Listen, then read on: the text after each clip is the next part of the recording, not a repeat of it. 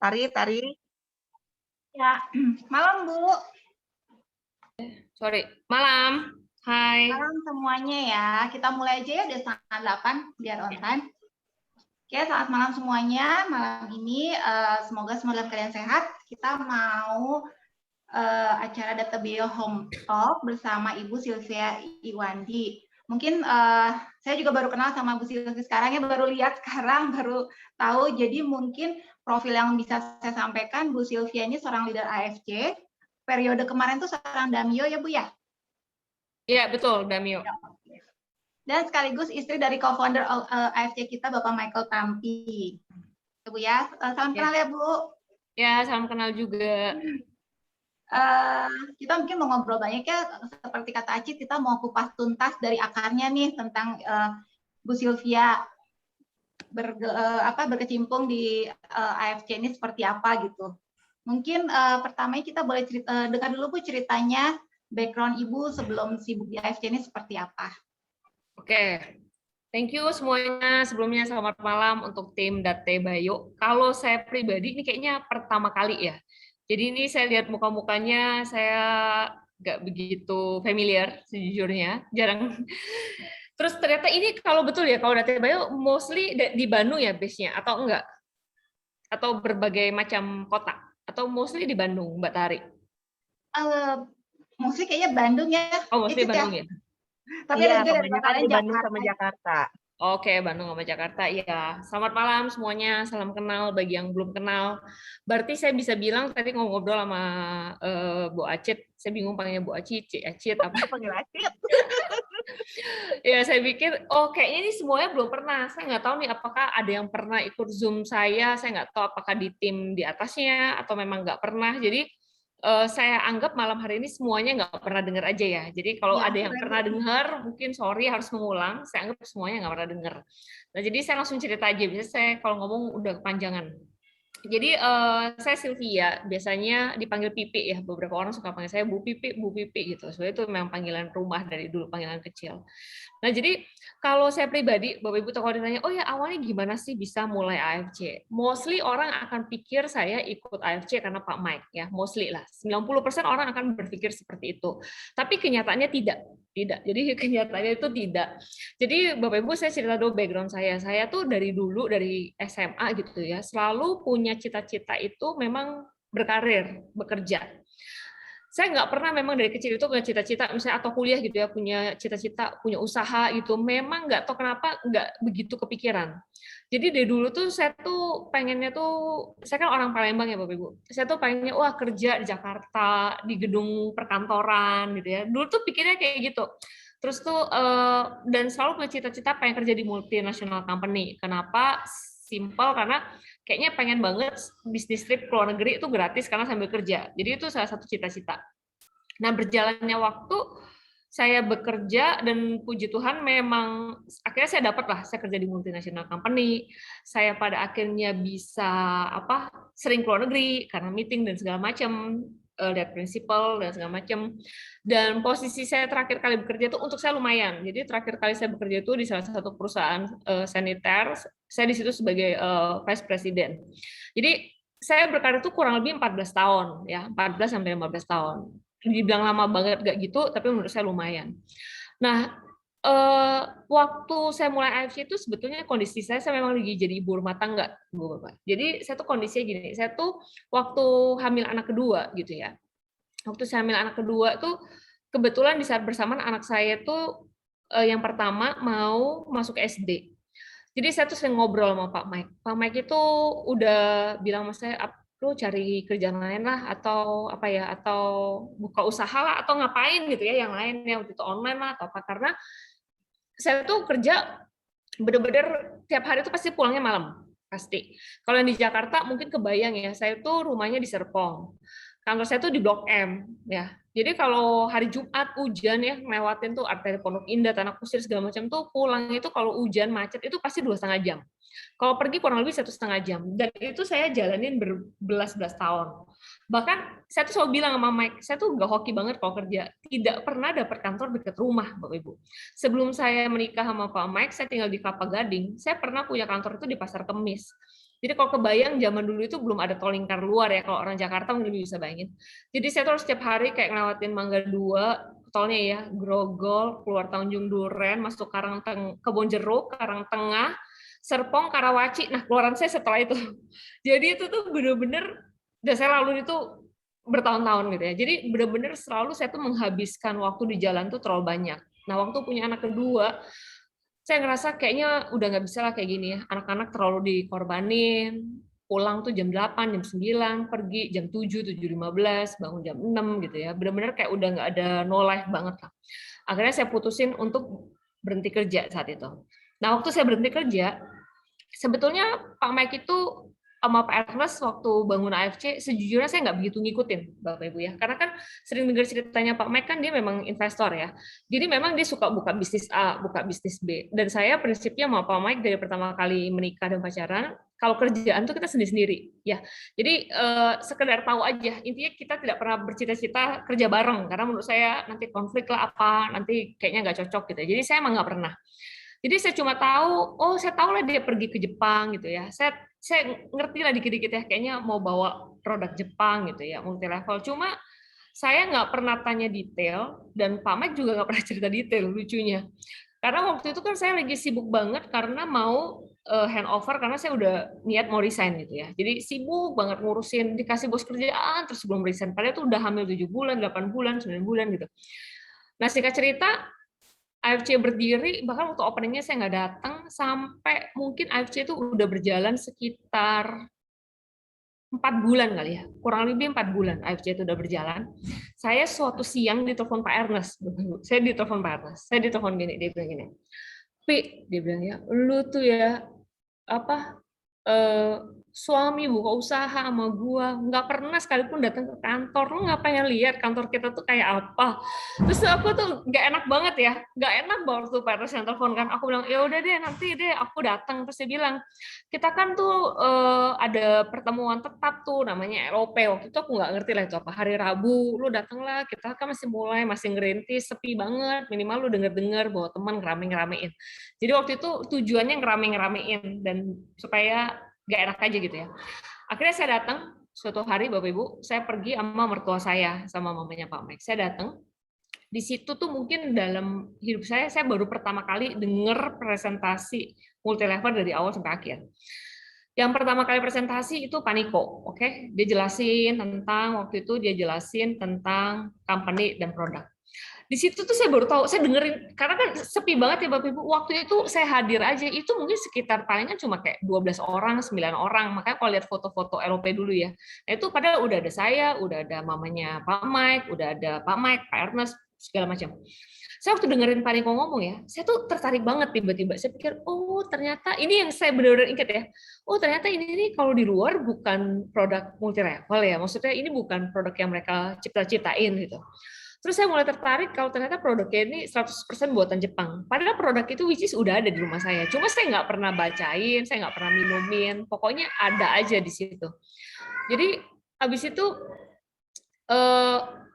Pak Niko cerita terus tentang paten. Ya, saya tertarik banget. Saya baru mikir, oh ada ya produk tuh kayak gini gitu ya, ada patennya gitu. Saya mulai tertarik. Nah, habis itu marketing plan-nya yang bawain itu Cisyanti ya, Bu Syanti 001 kita, dia bawain terus dia cerita, saya udah jalanin ini kurang lebih 4 bulan ya begitu. Dan lumayan lah penghasilan saya udah sekitar 30-40 juta waktu itu. Terus saya habis itu puncaknya yang terakhir testimoni ya Ibu Yani. Nah, itu sampai orangnya masih ada sampai hari ini, salah satu leader di kita Bu Yani. Dia testimoni. Nah, waktu dia testimoni ya Bapak Ibu, itu pertama kalinya saya ngerasa, dulu saya selalu mikir kalau orang multi level tuh testimoni itu kayaknya diatur gitu ya, kayak diatur, udah inilah direncanakan gitu ya. Tapi waktu saya dengar Bu Yani itu cerita ya tentang produk. Pertama background dia di dokter gigi. Gitu ya. Jadi saya tuh ngeliat dia backgroundnya dokter gigi. Dia tuh udah sakit sama 4 tahun, selalu minum painkiller, obat tidur, bahkan kalau dia berobat ke Amerika, dia udah dikasih dosis morfin untuk ngilangin dia punya sakit. Karena dia punya kayak tumor di core tulang belakang gitu, yang sakit banget. Pokoknya 4 tahun tuh hidup dia tuh benar-benar di rumah, maksudnya udah nggak bisa aktivitas, nggak bisa apa. Terus suaminya itu salah satu direktur obat batuk Laserin. Jadi saya tuh waktu dengerin ya, saya kayak connect aja. Kebetulan saya ini suka kalau batuk, minumnya laserin, memang laserin anak, laserin dewasa, karena kan kategorinya jamu. Jadi kayak waktu denger kayak terkonek gitu ya. Terus dia cerita gimana suaminya research dulu apakah istrinya boleh minum SOP dan segala macam. Akhirnya dia minum, dan akhirnya singkat cerita yang selama 4 tahun dia minum painkiller obat tidur tuh dia bisa lepas setelah dia minum SOP kurang lebih 2-3 bulan. Waktu itu dia nangis, waktu pulang ada suaminya jemput, anaknya jemput. Terus tuh dia tinggal di salah satu penthouse apartment. Jadi waktu itu saya mikir gini, nih ibu nih kalau sampai nggak berubah banget ya, maksudnya nggak mungkin lah kerajinan banget mau datang hari Rabu gitu ya, kasih testimoni gitu, dan udah pasti dia nggak butuh uang pada saat itu, saya mikirnya gitu ya. Jadi waktu pulang ya, waktu pulang di mobil, saya bilang sama Mike, saya bilang, itu bagus juga ya AFC, aku bilang gitu ya. Boleh juga ya kalau gue jalanin daripada gue di rumah doang. Terus dia tuh kayak di mobil kayak langsung shock gitu kan. Dia bilang gini, hah? Lu serius mau jalanin? Emang lu bisa jalanin multi level? Emang lu mau gitu ya? Terus aku juga bilang, ya nggak apa-apa ya, daripada lagi nggak ngapa-ngapain, aku begitu, coba aja siapa tahu bisa. Nah, tapi di mobil itu yang lebih semangat itu mertua aku, Bapak Ibu. Mertua aku tuh semangat banget. Dia langsung bilang, mama mulai besok mau minum teratur, mama mau jadi member, mau tawarin ke saudara, ke tetangga segala macam. Terus untungnya waktu marketing Prancis Shanti itu jelasin, aku rada nangkep lah ya masalah direct sponsor. Intinya aku ingat lah kalau ngerekrut dapat uang gitu ya intinya. Akhirnya aku langsung bilang di mobil itu sama mertuaku, aku bilang, Mam, kalau gitu kalau mama mau ikut, aku juga pasti mau ikut. Aku bilang gitu. Kalau gitu, aku bilang aja ya, aku dulu yang masuk ya, Mam. Jadi aku yang rekrut mama, aku bilang gitu. Jadi orang yang pertama kali aku rekrut tuh mertua aku. Ya. Nah jadi sampai rumah ya, Pak Mike bilang, saya nggak begitu ngerti. Dia bilang, kamu 2-3 hari lagi ke kantor aja, janjian sama Pak Niko, dijelasin. Saya tuh sama mertua saya dijelasin, mungkin ya, waktu dulu sih Pak Niko tuh masih enak banget kali ya. Kayaknya nelpon, WA, datang ke kantor, nggak ngerti-ngerti ya, pairing. Pokoknya kayak itu. Kalau sekarang saya mikir ya, untuk saya tuh sekarang jujur gampang banget. Bahkan saya kalau di tim saya adalah spesialis yang ngajarin tuh tentang market, tentang sistem ya. Dulu tuh saya ngerasa ya, saya bisa nggak nangkep loh masalah BV ya, apalah ya kedalaman, kok bisa nggak nyambung gitu otaknya pas, apalagi pas apa dulu tuh ngertiin pas up tuh saya nggak ngerti pokoknya. Nah waktu lucunya Bapak Ibu, kenapa Pak Mike itu nggak percaya saya tuh mau. Jadi tadi saya cerita saya 14 tahun bekerja kurang lebih. Saya tuh 14 tahun bekerja tidak pernah sekalipun di bagian sales. Saya tuh paling nggak suka, walaupun beberapa kali saya dipromosi di bagian sales, karena kan biasa sales itu komisinya paling bagus, fasilitasnya lebih bagus, dan mereka tuh ngerasa saya tuh orangnya lumayan lah, supel, suka ngomong gitu ya. Tapi saya tuh nggak pernah mau, saya tuh selalu kerja di bagian marketing, lebih ke branding. Kalau nggak, bahkan saya benar-benar orangnya back office. Saya tuh benar-benar pernah pegang logistik, warehouse, supply chain, itu juga kerjaan saya dulu gitu ya, mainin data Excel segala macam. Saya tuh nggak pernah mau di sales karena apa? Dulu tuh saya tuh ngerasa gini, kalau saya di branding, di marketing, di supply chain, kalau saya ketemu distributor, dulu kan ngomongin distributor ya, saya tuh kayak menawarkan sesuatu solusi ya, nawarin promo, kasih tahu kita ada promo ini, mau launching produk ini. Tapi saya ngerasa kalau saya berubah jadi sales, kalau saya datang, saya ngerasa tuh saya kayak punya agenda tersembunyi. Jadi saya tuh kayaknya sama distributor, jadinya tuh saya kayak ada target yang harus dicapai. Dan saya tuh nggak suka hubungannya tuh kalau jadi seperti itu, gitu ya. Jadi saya tuh nggak mau kayak, aduh takutnya ntar dibilang ini si Sylvie nih ngepus baik-baik cuma karena mau jualan. Jadi saya tuh selalu menghindari. Jadi saya selama kerja 14 tahunan itu saya tidak pernah sekalipun di bagian sales, atau intinya saya nggak pernah yang jualan sesuatu ke orang tuh nggak pernah. Selalu di back office atau marketing branding. Nah jadi Pak Mike pikir saya tuh pasti nggak mau, gitu ya. Pasti saya nggak mau. Nah berjalannya waktu apa tadi saya semangat banget, akhirnya saya join. Singkat cerita saya join. Makanya waktu saya join itu Bapak Ibu saya udah orang ke berapa ratus. Ya, saat itu ke berapa ratus. Belum ribuan, berapa ratus. Kalau Bapak Ibu tahu Lavina, saya joinnya kurang lebih sama Lavina, cuma beda 1 minggu. Dan waktu saya join, sudah banyak member-member yang sekarang kalau ada tahu Ibu Juliana Gan, Bu Sufi, itu waktu saya join mereka semua udah jadi member AFC. Mereka yang lebih awal dari saya waktu itu. Nah, jadi berjalannya waktu, mertua saya kenceng banget jualannya. Ya, dia bisa benar-benar closingin tetangga, closingin saudara. Oh, pokoknya dia closingin. Saya itu benar-benar kayak jalan di tempat, Bapak Ibu ya. Karena waktu itu untuk saya tuh sulit banget untuk nawarin orang gitu ya, nawarin. Jadi saya cuma kayak nawarin sekali, ngomongnya pun nggak terlalu gimana, cuma kayak, gue ini sekarang jalanin bisnis ini lo dari Jepang, lo mau denger nggak? Ah nggak mau, apaan sih? Ya udah, saya nggak terusin. Jadi tuh kayak kadang-kadang message saya tuh nggak pernah nyampe. Nah tapi adalah akhirnya ada yang closing, tapi yang closing tuh mostly itu karena teman gitu ya mau cobain atau saudara mau cobain, dan itu berjalan berbulan-bulan Bapak Ibu seperti itu sampai saya udah kayak hopeless lah ya. Tapi waktu itu karena saya tetap rajin LOP, saya melihat mertua saya yang jauh lebih tua gitu ya, yang tua banget gitu ya tapi bisa jalanin. Akhirnya suatu hari saya kepikiran saya tuh kontak mama saya yang di Palembang. Saya juga nggak tahu kenapa awal-awal saya nggak pernah kontak. Saya kontak mama saya bilang gini, Mam, mama saya tuh ya Bapak Ibu adalah pembeli semua produk MLM. Jadi kayaknya dia tuh ditawarin apa aja sama temennya pasti dibeli. Ya. Tapi dia punya banyak banget teman-teman yang nawarin insurance lah MLM. Akhirnya saya telepon mama saya bilang gini. Waktu saya telepon saya bilang, Mam, aku nih sekarang jalanin multi level dari Jepang. Itu yang mama saya ya, Bapak Ibu ya. Waktu saya ngomong pertama kali, dia tuh kayak shock banget. Mungkin dia pikir apa saya tuh nggak punya duit atau apa. Hah? Kamu kenapa jalan multi level? Kamu kenapa? Kenapa sampai jalanin? Lagi kepepet atau wah, pokoknya emang kenapa? Terus aku bilang, nggak apa-apa. Aku bilang ini bagus banget dari Jepang, dan aku bilang ini yang company-nya si Mike sama Ernest yang kerjain. Aku bilang ini bagus banget. Cuma kan dia kayak tetap ngerasa ngapain sih jualan gitu-gitu gitu ya. Terus kan kesannya kayak mungkin waktu itu belum nyampe message-nya dia, ngapain sih jualan obat gitu ya, apa ikut-ikut multi level.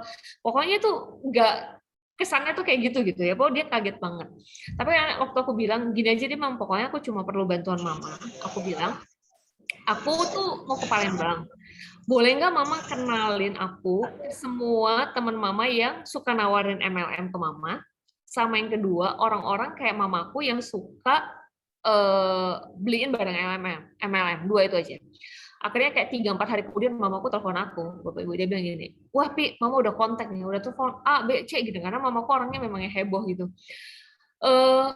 Mau udah kumpulin nih, sekitarnya 40 lah bisa datang. Oh 40 ya, aku bilang gitu. Oke, kalau gitu udah ya, kamu mau pakai tempatnya di mana? Ini aja ya restoran teman Mama, ada screen proyektor, kita biasa lah pakai di situ. Oke, aku bilang oke. Aku hitung-hitung di Palembang masih murah ya Bapak Ibu. Aku ingat banget waktu itu cuma dihitung satu packs itu 75.000. 75.000. Aku pesan sekitar 40 waktu itu. 40 atau 50, dikasih diskon, dikasih screen, dikasih mix segala macam. Oke lah, aku cobain lah.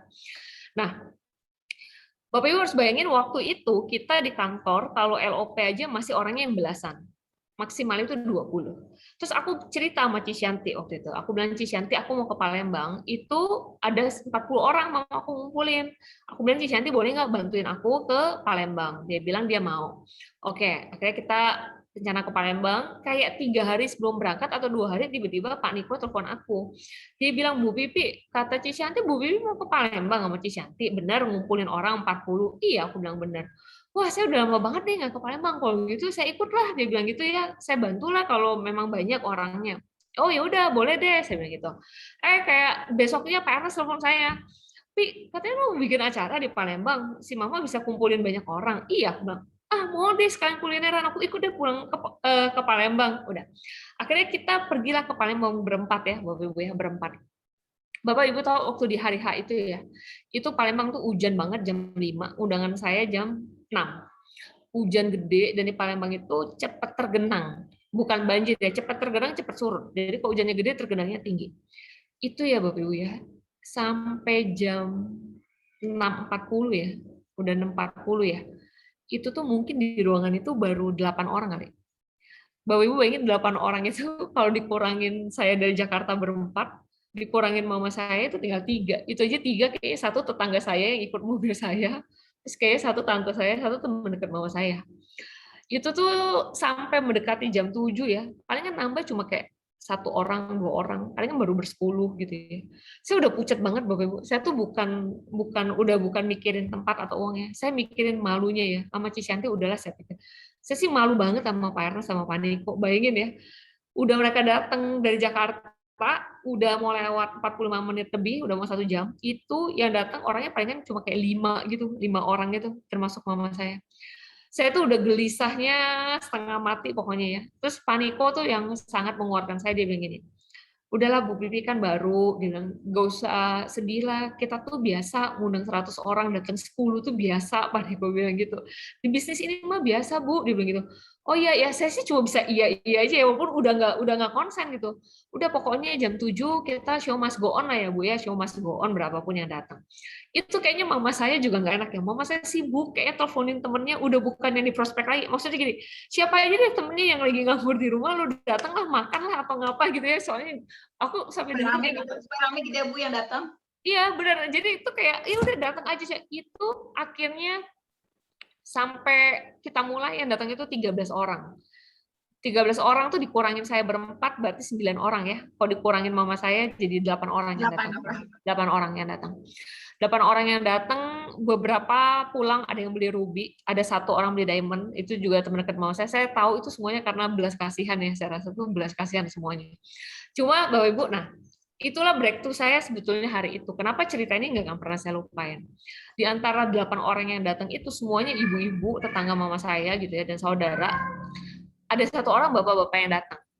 Ya, yang kayaknya datangnya telat banget itu pun karena ditelepon mama saya disuruh ikutan dengar dan orangnya mau. Nah, orang yang datang itu Dokter Luigi.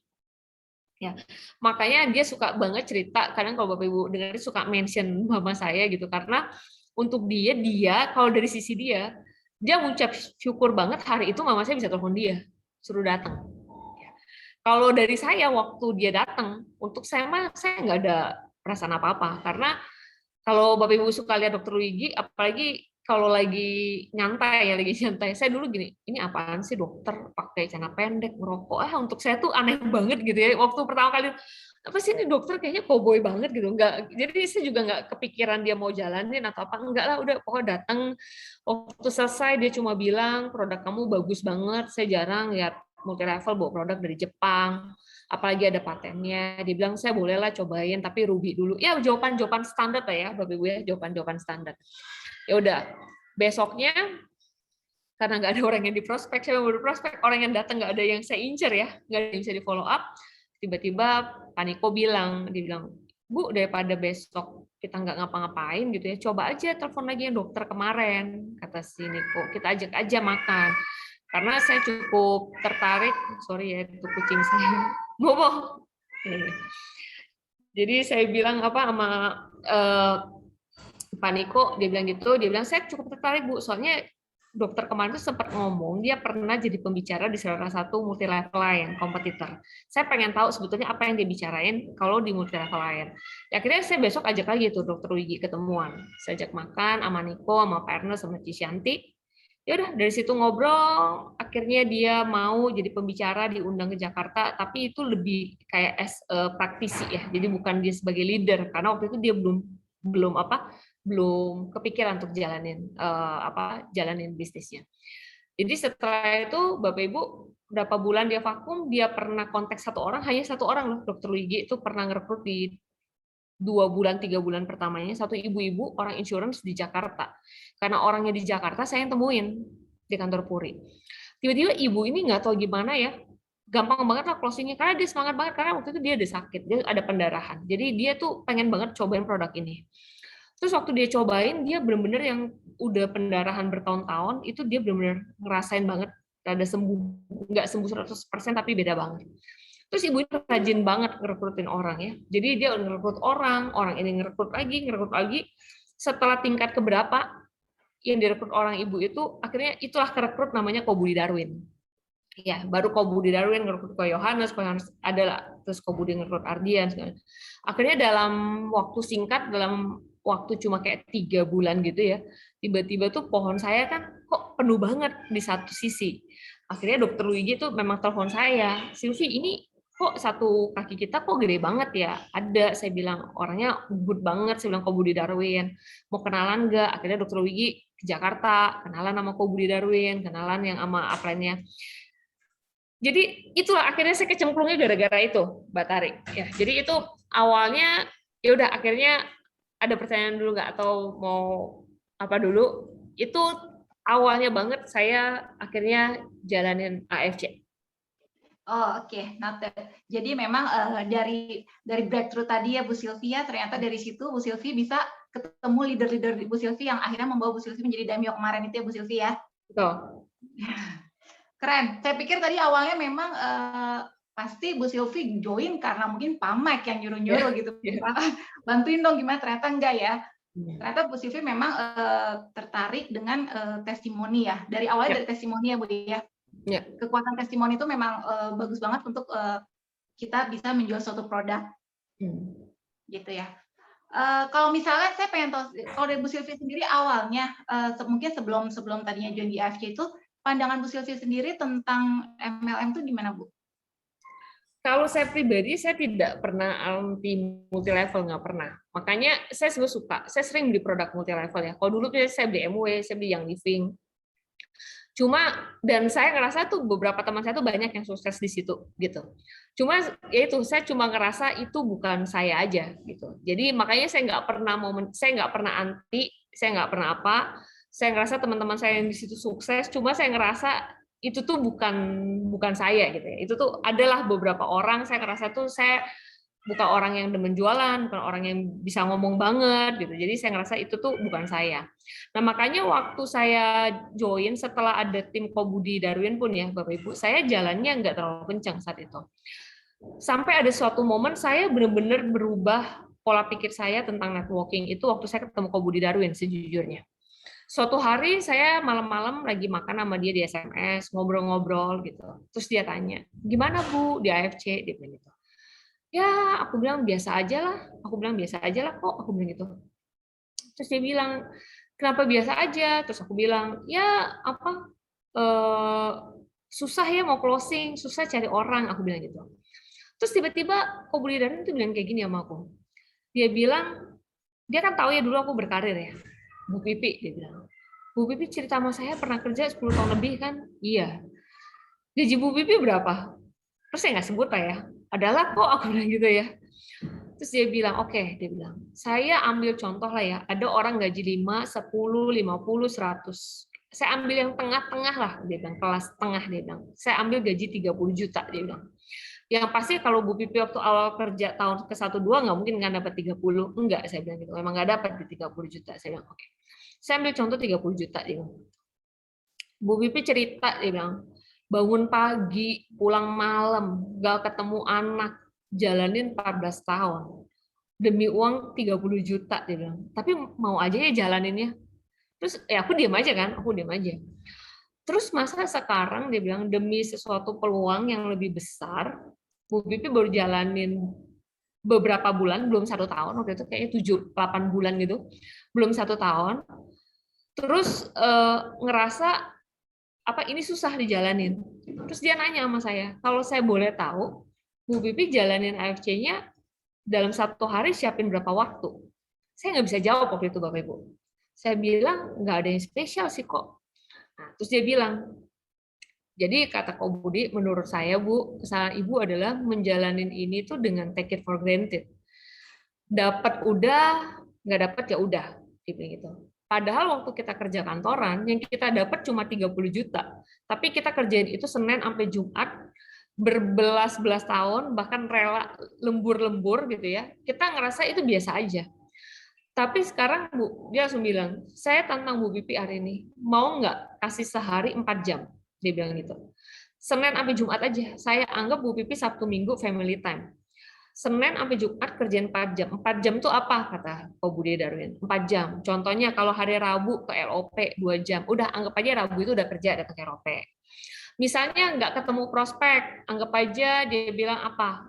Nonton video di YouTube, buka-buka sistem, ngeliat-ngeliat report sebetulnya ada apa aja. Kita anggap itu udah kemakan 2 jam untuk 1 hari.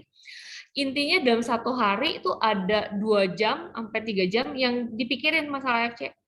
Mau bikin WA story, mau bikin IG story, atau mau WA orang, atau apa, dia bilang gitu. Terus dia bilang, mau nggak jalanin itu? Terus aku bilang, terus waktunya bisa Ibu atur sendiri, mau pagi, mau siang, mau malam, pokoknya sehari 2 jam. Terus aku bilang, ya udah deh, kok aku coba. Nah itu waktu malam-malam ya Bapak Ibu, saya tuh sampai nggak bisa tidur, saya mikirin, Pak Budi Darwin itu ngomong. Saya pikir ya, bener juga ya, saya ini jalanin 8 bulan, bener-bener kayak aneh ya menurut saya. Berharap orang yang nyari saya gitu. Padahal waktu itu produk kita nggak dikenal. Terus saya mulai mikir, perkataan Ko Budi, bener juga ya, masa saya kerja tuh belasan tahun demi gaji yang segitu gitu ya. Saya jalaninnya kayaknya happy-happy aja, kok yang sekarang kayaknya seminggu 2 kali ketemu orang aja kayaknya kepaksa banget gitu.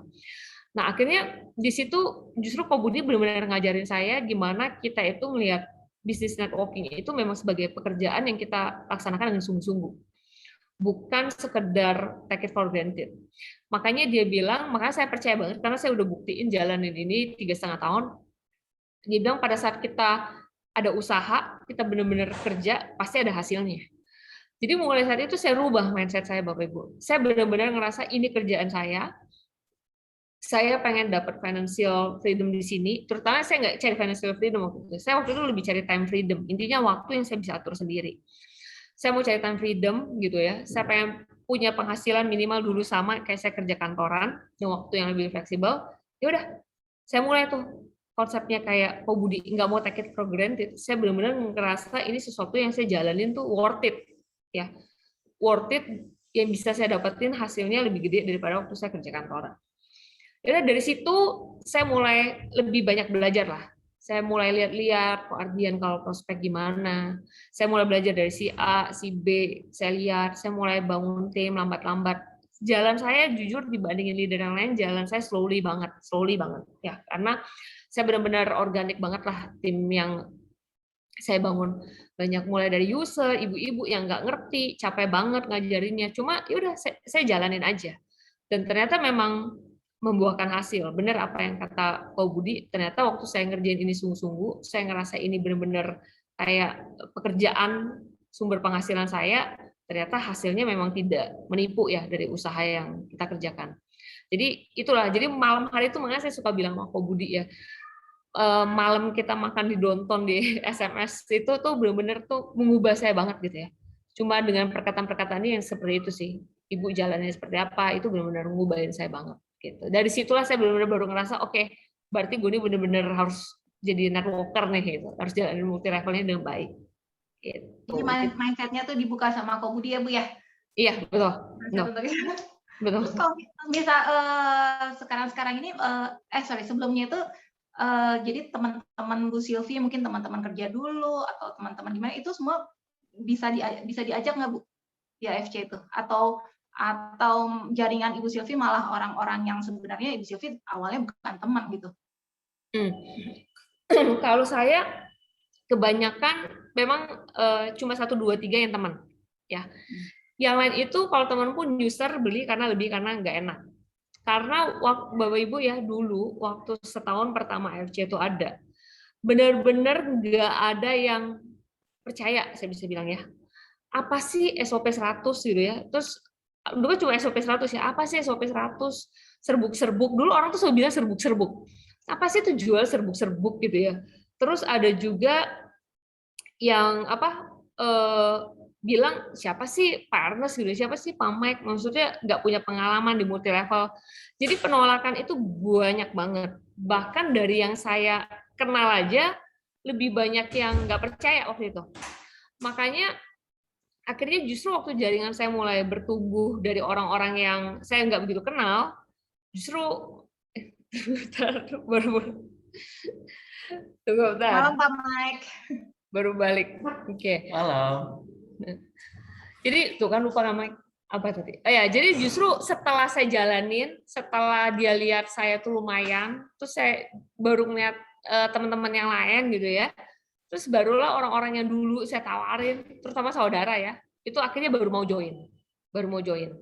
Makanya, tapi yang saya ini, Bapak Ibu, ingatlah selalu menurut saya nih ya, menurut pengalaman saya, power of sharing ya, power of sharing. Saya dari awal selalu sharing, walaupun mereka tidak langsung mau closing atau join. Kalau satu dari dulu prinsip saya, karena kan dari dulu saya nggak suka jualannya. Saya selalu berusaha, setiap orang punya style masing-masing. Kalau saya selalu berusaha tidak pernah mau membuat orang yang saya prospek itu sampai merasa tidak nyaman sama saya. Jadi itu yang benar-benar saya jaga dari awal. Kira-kira batasannya apa? Saya rasa Bapak Ibu bisa punya ukuran sendiri ya. Kita tahu kira-kira orang itu nyaman nggak kalau kita ngomong kayak gini. Kalau saya udah mulai ngomong terlalu dalam, terus kayak nggak lah mau napi inilah ini, ya udah, saya pasti stop, saya nggak akan terusin gitu ya. Tapi kalau kelihatannya dia tertarik, dia yang nanya lagi, oh jadi ini, oke, berarti saya jawabin secukupnya dari yang dia tanya. Jadi saya nggak pernah mau tuh kayak, saya tuh nggak pernah yang nge-push orang, atau saya nggak pernah jebak orang, misalnya ngajak ketemuan, tiba-tiba jeng-jeng buka laptop, presentasi, itu nggak pernah. Biasanya saya udah ngomong di WA, terus saya udah ngomong, kalau lo pengen denger, mau nggak kita janjian. Jadi waktu saya janjian sama semua calon prospek saya, semua 100%, itu mostly waktu datang, mereka udah tahu saya memang mau jelasin sesuatu. Jadi nggak ada yang namanya ngajak makan, ngajak ngobrol, ngajak kopi, tiba-tiba saya buka laptop atau presentasi, itu nggak pernah. Jadi biasanya saya pastiin mereka tuh udah ready, mereka datang memang mau ketemu, walaupun kita bilang, ya udah deh sambil makan reunian, tapi ntar gue sambil jelasin. Intinya mereka udah tahu saya mau jelasin. Nah itu yang nyangkut itu kecil banget Bapak Ibu, kecil banget probabilitasnya. Tapi yang saya sangat ucap syukur ya, mungkin saya jelasin hari ini nih sama A sama B, mereka nggak mau join. Mereka bilang nggak ada yang sakit lah, kemahalan lah, nggak suka MLM. Tapi menurut saya karena saya nggak nge-push mereka nggak apa, mungkin tiba-tiba kayak 2 minggu, sebulan, 2 bulan kemudian, orang ini ketemu kayak tantenya lah, ketemu teman kantor, yang tiba-tiba mention nih tentang SOP. Saya bilang, lu pernah dengar SOP nggak atau apa? Dan justru banyak banget Bapak Ibu, saya dapat referral dari orang-orang yang saya jelasin ini, yang sebetulnya mereka tuh nggak join sama saya. Tapi misalnya kayak ada yang telepon, Silvi, saya dengar dari yang ini nih, teman kamu, katanya kalau saya mau beli SOP boleh bisa lewat kamu ya? Kalau mau nanya-nanya bisa lewat kamu ya? Justru yang referensi saya tuh banyak teman-teman saya yang saya awalnya jelasin, yang mereka tuh justru nggak join di awal. Tapi karena mereka tahu saya pasarin, mereka tahu saya jualin, akhirnya saya justru dapat banyak. Kalau mereka dengar temennya kantor, dia bilang, gue punya teman tuh, salah satu leader di situ, lo mau? Coba aja kontak. Ternyata ya udah, makanya Ko Budi atau Niko selalu bilang kita harus sharing itu ke siapa aja. Kita nggak boleh underestimate gini, bilang dia nggak mungkin bisa beli, atau ini nggak bisa ngomong, ini di rumah doang. Karena ternyata dari hal-hal kayak gitu mereka akan hargai kok ketulusan kita, niat baik kita gitu ya. Mungkin mereka nggak closing, tapi mereka bisa ingat kita, atau suatu hari waktu mereka butuh, mereka akan ingat kita. Makanya yang saya suka yang selalu Niko ingetin ke kita, harus selalu ingat bahwa kita ini aja namanya bisnis networking, bukan salesman. Kita bukan jualan barang. Namanya networking. Berarti apa sih yang dijual? Berarti yang dijual itu network kita. Ya, kita punya network yang dijual. Berarti apa? Jangan sampai orang ngerasa nggak nyaman sama kita, ya udah kita udah hilang tuh namanya networking itu. Karena ngerasa enggak lah si Pipi mah orangnya maksa-maksa terus, gue udah bilang nggak ada duit, nggak apa dipaksain dulu, ambil dulu lah 1 box aja 2 box aja gitu. Jadi itu kalau saya ya, tapi kan makanya saya bilang sekali lagi semua orang punya caranya masing-masing. Kebetulan kalau saya seperti itu, dan ya puji Tuhan saya bisa berhasil dengan cara saya gitu. Jadi ya kayak gitu sih Mbak Tari. Jadi awal-awal justru lebih banyak yang nggak join, udah pasti.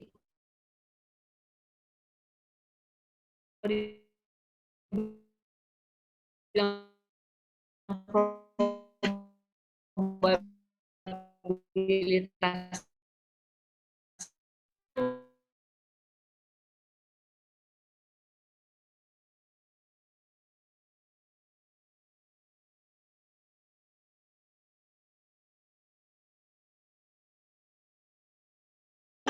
udah pasti dia sangat paling kita takutin kalau dia mulai punya luka di kaki ya. Itu yang paling kita takutin kalau dia punya luka di kaki. Suatu hari dia beneran punya luka di kaki, di tumit. Waktu itu, waktu saya baru join AFC itu. Dia punya luka kaki di tumit. Terus karena jalannya udah susah, kita pakai rawat, jadi rumah sakit yang datang ke rumah. Jadi seminggu 3 kali ke rumah. Kalau Bapak Ibu yang familiar sama luka diabetes, jadi didatengin itu, dibuka lukanya, digunting-gunting, yang mati, ditutup, diapain, dibersihin, ditutup. Pokoknya kalau yang nggak orangnya gelian, geli banget lah ya, lihat itu geli banget pokoknya. Nah waktu itu papa saya waktu pertama kali saya kasih SOP 100, dia tuh nggak mau minum, nggak mau. Karena dia takut. Sebenarnya dia bukan nggak mau minum karena apa, dia tuh kayak trauma ya, minum-minum barang MLM. Dia takut, dia tuh kan banyak komplikasi, dia takut komplikasinya lebih jelek. Jadi dia tuh nggak mau. Lucunya karena dia punya banyak teman tahu dia sakit diabetes. Waktu kita udah kayak berjalan yang udah mulai agak booming itu ya, ternyata beberapa teman dia tuh telepon dia. Gue tuh denger tuh ada produk Jepang tuh lumayan bagus, lo mau minum nggak? Terus kayak sekali ada orang telepon, 2 kali ada orang telepon. Terus kan padahal produk itu ada di kamar dia. Saya udah pernah kasih 2 box yang dia nggak pernah minum. Akhirnya dia minum, ya. Akhirnya dia minum. Terus waktu dia minum baru kurang lebih sekitar 6 minggu. Jadi yang dia belum benar pikirin tuh dia minum 6 minggu. Tiba-tiba nama suster dia tuh Suster Made dari Medistra datang. Dia bilang waktu itu, dia bilang waktu dia buka luka papa saya, dia bilang gini, Pak, dia bilang, kok 2 minggu ini jaringan mati yang saya gunting dikit banget ya? Dia bilang gitu. Terus kan lukanya ditumit, papa saya susah lihat. Terus dia foto. Terus dia bilang, kalau Bapak Ibu tahu luka diabetes tuh kalau dibuka kayak daging merah seger, itu tuh justru bagus lukanya. Ya. Jadi dia foto, nih Pak, lihat deh, jaringannya banyak yang muncul. Kalau tahu luka diabetes itu, jaringannya tuh kelihatan kayak ada putih-putih selaput gitu ya, kayak jaringan mulai nutup mulai. Dia bilang, kok 2 minggu ini, dia bilang jaringan yang tumbuh banyak banget ya. Terus dagingnya kalau dibuka merah seger gitu, kayak daging mentah merah gitu. Terus yang diguntingin matinya sedikit. Terus gara-gara dia ngomong jaringan, ya, dia ngomong kok jaringannya banyak yang baru gitu. Tiba-tiba bapak saya nge-recall gitu ya, kayak saya suka ngomong ini stem cell apa gitu. Tiba-tiba dia langsung telepon saya, dia langsung telepon. Tadi Suster Made bilang loh, dia bilang, kok tiba-tiba, padahal itu ya Bapak Ibu, berobatnya tuh udah kayak 4-5 bulan ya, bersihin luka yang seminggu 2-3 kali itu. Dia bilang, kok ini hanya dalam 2 minggu pertumbuhannya cepat sekali, nutup lukanya dibandingin bulan-bulan kemarin. Sampai dia nanya, bahwa ada minum apa? Terus dia bilang minum SOP, dikasih anak saya. Ya udah, semenjak itu, Bapak saya rutin tuh. Jadi waktu itu, yang kalau saya pribadi itu yang untuk bikin keluarga saya happy banget, masalah luka kaki itu. Benar-benar bikin cepat lebih kering, akhirnya nutup, padahal yang awalnya udah diobatin hampir 4-5 bulan itu ya gitu-gitu aja. Perubahannya nggak begitu drastis. Gitu. Dan habis itu ya papa saya kan karena rutin insulin atau apa, waktu minum SOP, dia bisa kurangin insulinnya. Kadar gulanya tetap normal. Jadi ya lumayan lah dia bisa konsumsi, bantu dia ya berarti kurang lebih sekitar 3 tahun ya. Sekitar 3 tahun. Jadi puji Tuhan terbantu ya selama 3 tahun itu ya. Pertanyaan dari chattingnya ini ada dari Bu Wening. Bu Silvi, apakah teman-teman yang waktu itu di-share info tentang SOP dan bagi info ke teman mereka, apakah mereka bergabung? Ya, akhirnya saya bisa bilang akhirnya yang paling banyak, intinya yang awalnya tetap nggak mau, mostly yang di pandemi itu hampir semua teman saya join. Setelah itu berarti dari 2 tahun yang lalu ya. Jadi dari sharing 2 tahun yang lalu itu ya? Ya, akhirnya saya puncaknya kayaknya waktu di pandemi itu akhirnya hampir nggak ada teman saya yang nggak join ya. Yang saya join. Akhirnya semua join. Yang mulai menyesal gitu ya, kayak waktu itu kan pernah referensi temannya ke saya. Jadi kan temannya udah join duluan dari zaman dulu. Dari dulu saya udah bilang, lo nggak mau join dulu supaya lo yang sponsorin. Oh nggak mau lah, nggak usah, membuat lo aja. Tiba-tiba waktu join tuh, waktu lihat, ternyata temen gue yang tahun lalu join tuh udah jadi ini ya, udah bisa pamer SMS konnichiwa gitu ya. Malah untuk saya waktu kemarin pandemi, yang kita memang lagi booming banget, itu juga sangat membantu banget Bapak Ibu. Orang-orang yang saya udah prospek dari tahun lalu, 2 tahun lalu yang masih nggak mau beli, ngerasa nggak butuh gitu ya, tiba-tiba memang kontak saya. Jadi kalau pertanyaannya itu, akhirnya saya bisa bilang mostly semuanya join, tapi ya itu ya waktunya. Ada yang joinnya itu sampai 2 tahun kemudian baru join, ada yang setahun, ada yang berapa bulan. Oke, ini kan dibilang ada pertanyaan, saya langsung bacain aja ya. Bu Silvi, antara sharing produk dan membangun tim, mana yang disarankan untuk dimulai duluan? Oke, ini tergantung kita saat ini di posisi mana. Saya kasih beberapa cerita dulu. Kalau dibilangnya tadi produk dulu atau bangun tim dulu. Kalau kita ngikutin modul Paniko yang baru, apa yang kita jalanin sekarang para busido, kita jalanin roadshow, sebetulnya 3 bulan pertama ini adalah waktunya kita mencari direct sponsor, sebetulnya 3 bulan ini. Kenapa? Timnya bukan ditinggalkan, enggak, tetap di-maintain, tapi bukan yang menjadi utama di 3 bulan ini. Karena kita ambil mappingnya adalah mapping annual rank. Karena apa Bapak Ibu? Apa yang kita rekrut di bulan Oktober, November, Desember, oke, itu baru akan kelihatan mana yang akhirnya akan jalanin, akan jadi customer yang loyal atau apa, itu seharusnya baru kelihatan nanti di bulan keempat dan kelima. Oke, makanya kalau di modulnya Paniko nanti baru di Januari, Februari kita fokus maintain tim, terutama maintain orang yang baru join di 3 bulan yang kita rekrut ini. Kita maintain baru terpilih, maksudnya gini, anggap aja 3 bulan ini saya ambil contoh, anggap aja 3 bulan ini ternyata saya bisa ngerekrut, anggaplah 10 orang, ya bisa lebih kurang, bisa lebih banyak, anggap aja 10 orang atau 5 orang gitu. Ternyata waktu Januari, Februari, Maret dari 10 orang ini mungkin ada 3 orang yang serius jadi pengen jalanin, yang pengen seriusin, pengen apa. Nah, di 3 bulan kedua itulah kita baru benar-benar bangun tim yang baru. Ya. Sehingga apa? Sehingga waktu mereka jalan di Januari, Februari, nanti hasilnya kita bisa lihat di 3 bulan berikutnya. Sehingga waktu nanti kita penutupan annual rank September, bisa dibilang semuanya udah menghasilkan orang-orang yang kita maintain tadi. Tapi saya takut salah tadi mencerna pertanyaannya. Atau maksudnya waktu kita prospek mana yang lebih penting? Tadi itu yang nanya siapa ya tadi ya? Pak Aryo. Iya, betul, Mbak. Yang saya jawab tadi betul nggak Pak? Atau maksud Bapak kalau kita prospek mana yang lebih penting untuk kita jelasin? Kalau saya sebagai yang newbie, Mbak, ya Bu, untuk memprospeknya, Bu. Oh, oke. Untuk prospek ya. Emang tadi saya nebak-nebak apa maksudnya Bapak. Oke. Kalau untuk prospek Pak, saya nanti saya cerita dulu. Ada pengalaman yang sangat menarik kemarin di Bangka. Ya, saya kemarin kebetulan ke LOP Bangka, ada Pak Mike. Jadi ini ceritanya fresh, rada fresh. Jadi waktu di LOP Bangka, itu yang diundang, yang hadir 80% benar-benar calon prospek. Orang yang tidak pernah mendengarkan AFC. Tapi saya bisa bilang mereka sangat semangat sekali pengen jalanin atau pengen tahu tentang AFC. Paniko kan udah sering bilang, nggak usah lah presentasi lama-lama gitu ya, nanti orang ngantuk atau apa gitu ya.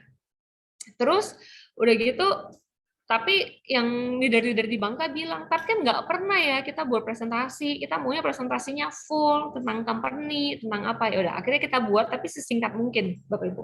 Kurang lebih 1 jam kita presentasi, habis itu ada testimoni, ada Ko Budi, ada Ko Yohanes, di situ kita ada 4 busido yang datang ke Bangka kemarin. Terus di akhir acara ada door prize hadiahnya TV, tapi syaratnya yang dapat TV ini harus bisa jawab pertanyaan. Terus disuruhlah sama MC, Pak Mike tuh yang kasih pertanyaan.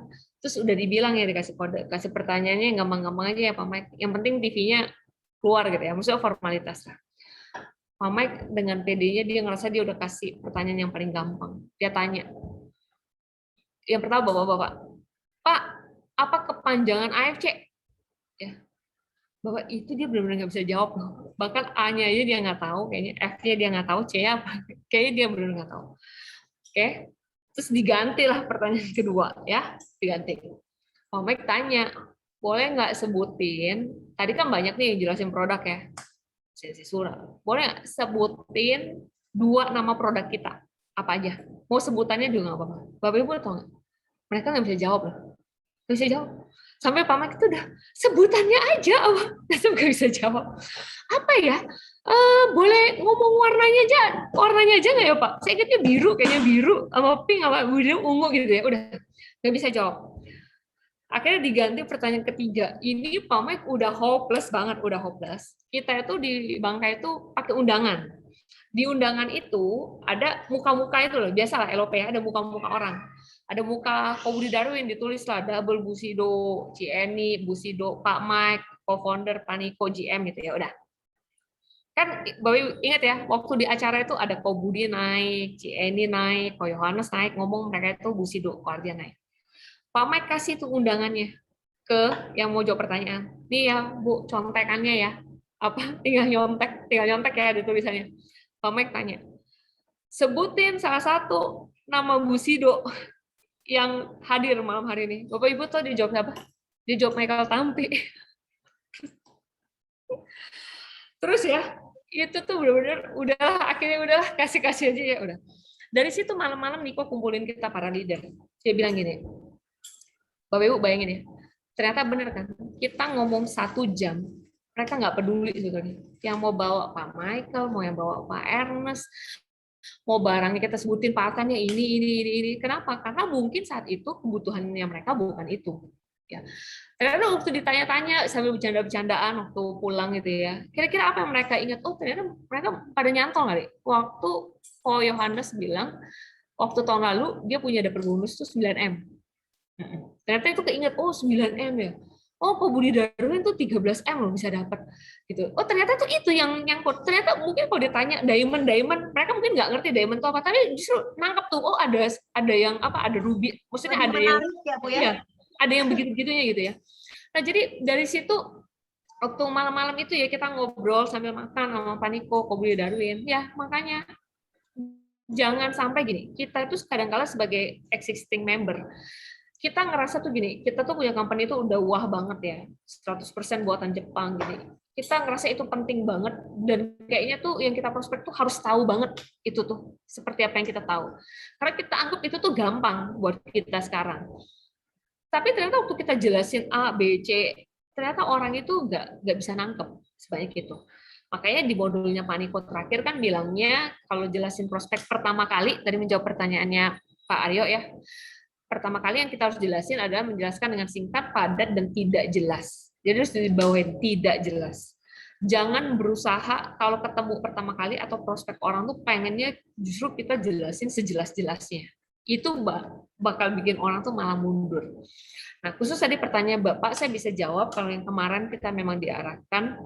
Kalau ditanya apa sih kalau pertama kali kita prospek orang, ya sebetulnya apa sih yang orang mau tahu? Oke, yang orang pengen tahu sebetulnya adalah ceritanya kita. Jadi makanya kita harus tuker dulu sekarang kalau mau prospek orang, jangan sampai bawa laptop, bawa apa. Sebetulnya pertanyaan yang pertama yang harus kita bisa jawab semua yang ada di sini, kalau ditanya orang atau ditanya teman, ditanya gini, Silvi, lo kenapa sih akhirnya mau jalanin AFC? Oke. Jadi mulai dari itu, kita harus bisa jawab itu.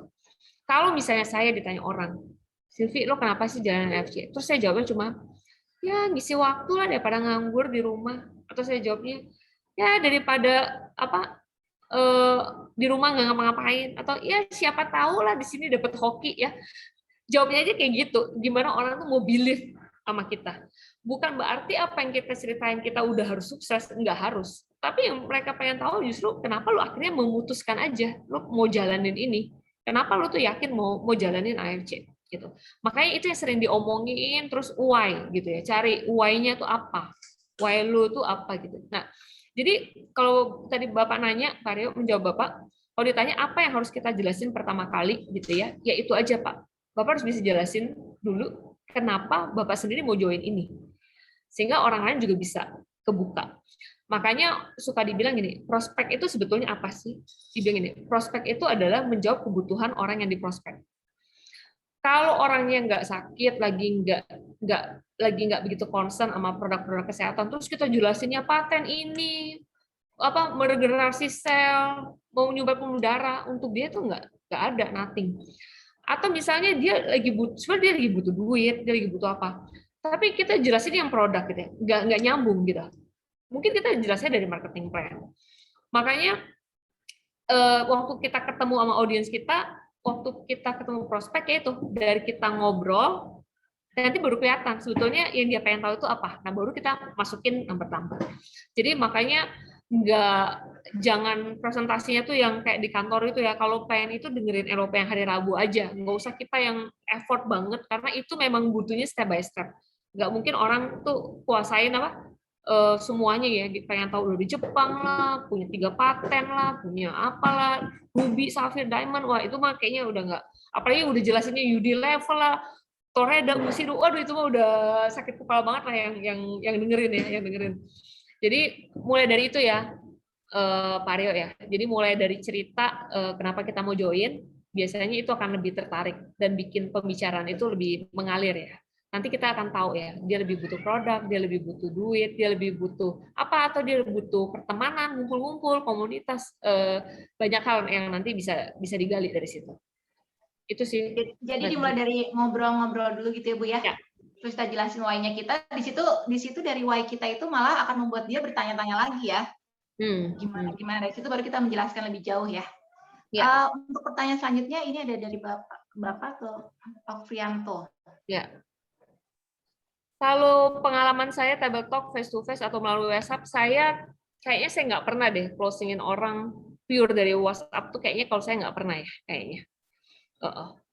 Minimal tuh sempat ketemu atau teleponan, walaupun nanti closingnya di WhatsApp gitu ya. Tapi nggak mungkin yang saya cuma WhatsAppan akhirnya closing. Tapi itu sering dialamin orang, terutama orang yang jago di sosial media itu sering banget. Cuma karena saya bukan orang sosmed, saya kayaknya nggak pernah deh closingin cuma via WA. Via telepon apa? Minimal telepon, Zoom ya. Kalau selama pandemi ini kan saya sering nih Zoom one on one. Habis itu follow up-nya via WA, closing ya bisa. Tapi kalau pure cuma chattingan, terus kayaknya sih nggak pernah ya kalau saya. Ini gitu sih Mbak Tari. Saya langsung lihat ini nih, langsung lihat Instagramnya Bu Silvi. Jangan saya tambahin IG, jangan. Jadi kalau Bu Silvi mah nggak ini ya, nggak main, maksudnya tidak ada penjelasan mengenai AFC ini tidak lewat medsos gitu ya Bu ya? Enggak, Lebih karena saya memilih. memang nggak aktif di sosmed sih. Oh, oke. Jadi kalau kemarin sama yang pandemi ini, jadi tetap Zoom aja Bu ya paling, atau ketemu Zoom. kadang kalau misalnya ini? Kadang ketemu, kadang Zoom. Jadi biasa kalau saya pasti gini, pendekatannya udah pasti lewat WA ya. Udah pasti. Kan dari situ akan kelihatan ya, tertarik atau enggak. Kayak tertariknya sampai mana, diajak Zoom mau enggak, atau kasih link Zoom kantor, atau biasanya saya suka yang paling simpel lah, buka IG kantor deh, lu bisa baca-baca di situ. Nanti mungkin besoknya saya tanya lagi, lu udah lihat belum gitu, ada yang lu mau tanya enggak, atau lu pengen enggak gue jelasin. Biasanya mah butuh waktu banyak. Saya ada satu orang, saya baru dapat dari WA, saya belum pernah ketemu, tapi saya udah closing, saya udah Zooman sama udah WA call waktu itu. Kebetulan orangnya di Bandung. Itu padahal saya sering ke Bandung ya. Saya biasanya minimal sebulan sekali itu ke Bandung. Karena tim saya kan salah satu yang paling utama di Bandung. Jadi saya sering ke Bandung, saya selalu ajakin dia ketemuan. Karena saya pengen dia jadiin serius. Bu, ketemuan yuk. Oh, nanti deh Silvi, saya lagi buat tesis, dia lagi sekolah lagi, nanti deh oke. Sampai akhirnya saya pulang memang mau ke Bandung 2 minggu lagi. Dia 2 hari lalu bisa WA saya.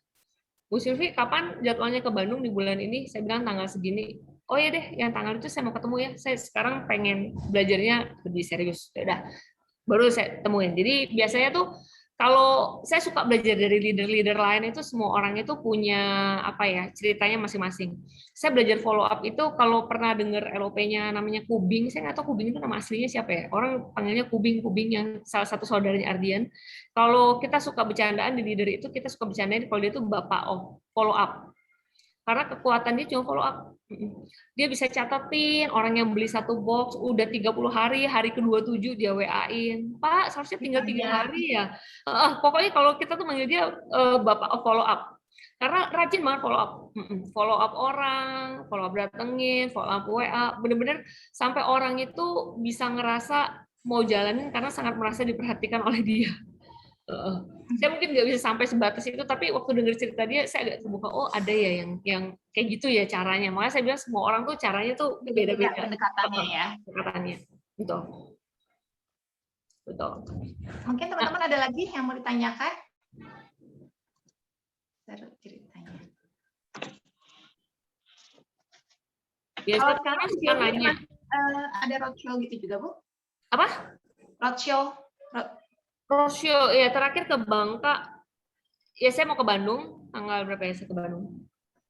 15. Habis itu saya ke Kupang.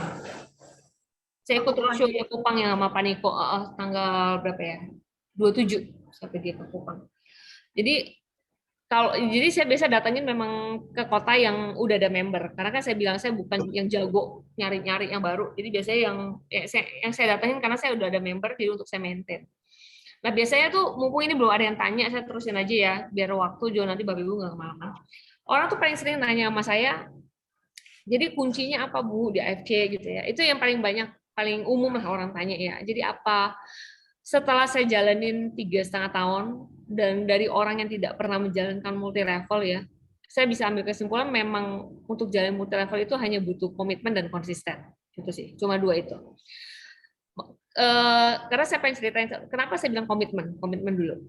Dulu waktu awal-awal saya nggak ngerti, Pak Niko tuh suka bilang, waktu masih nggak pandemi ya, harus datang ya ke kantor hari Rabu, LOP, ada dan nggak ada bawa prospek. Ya saya ini kan jarang banget ya bawa prospek.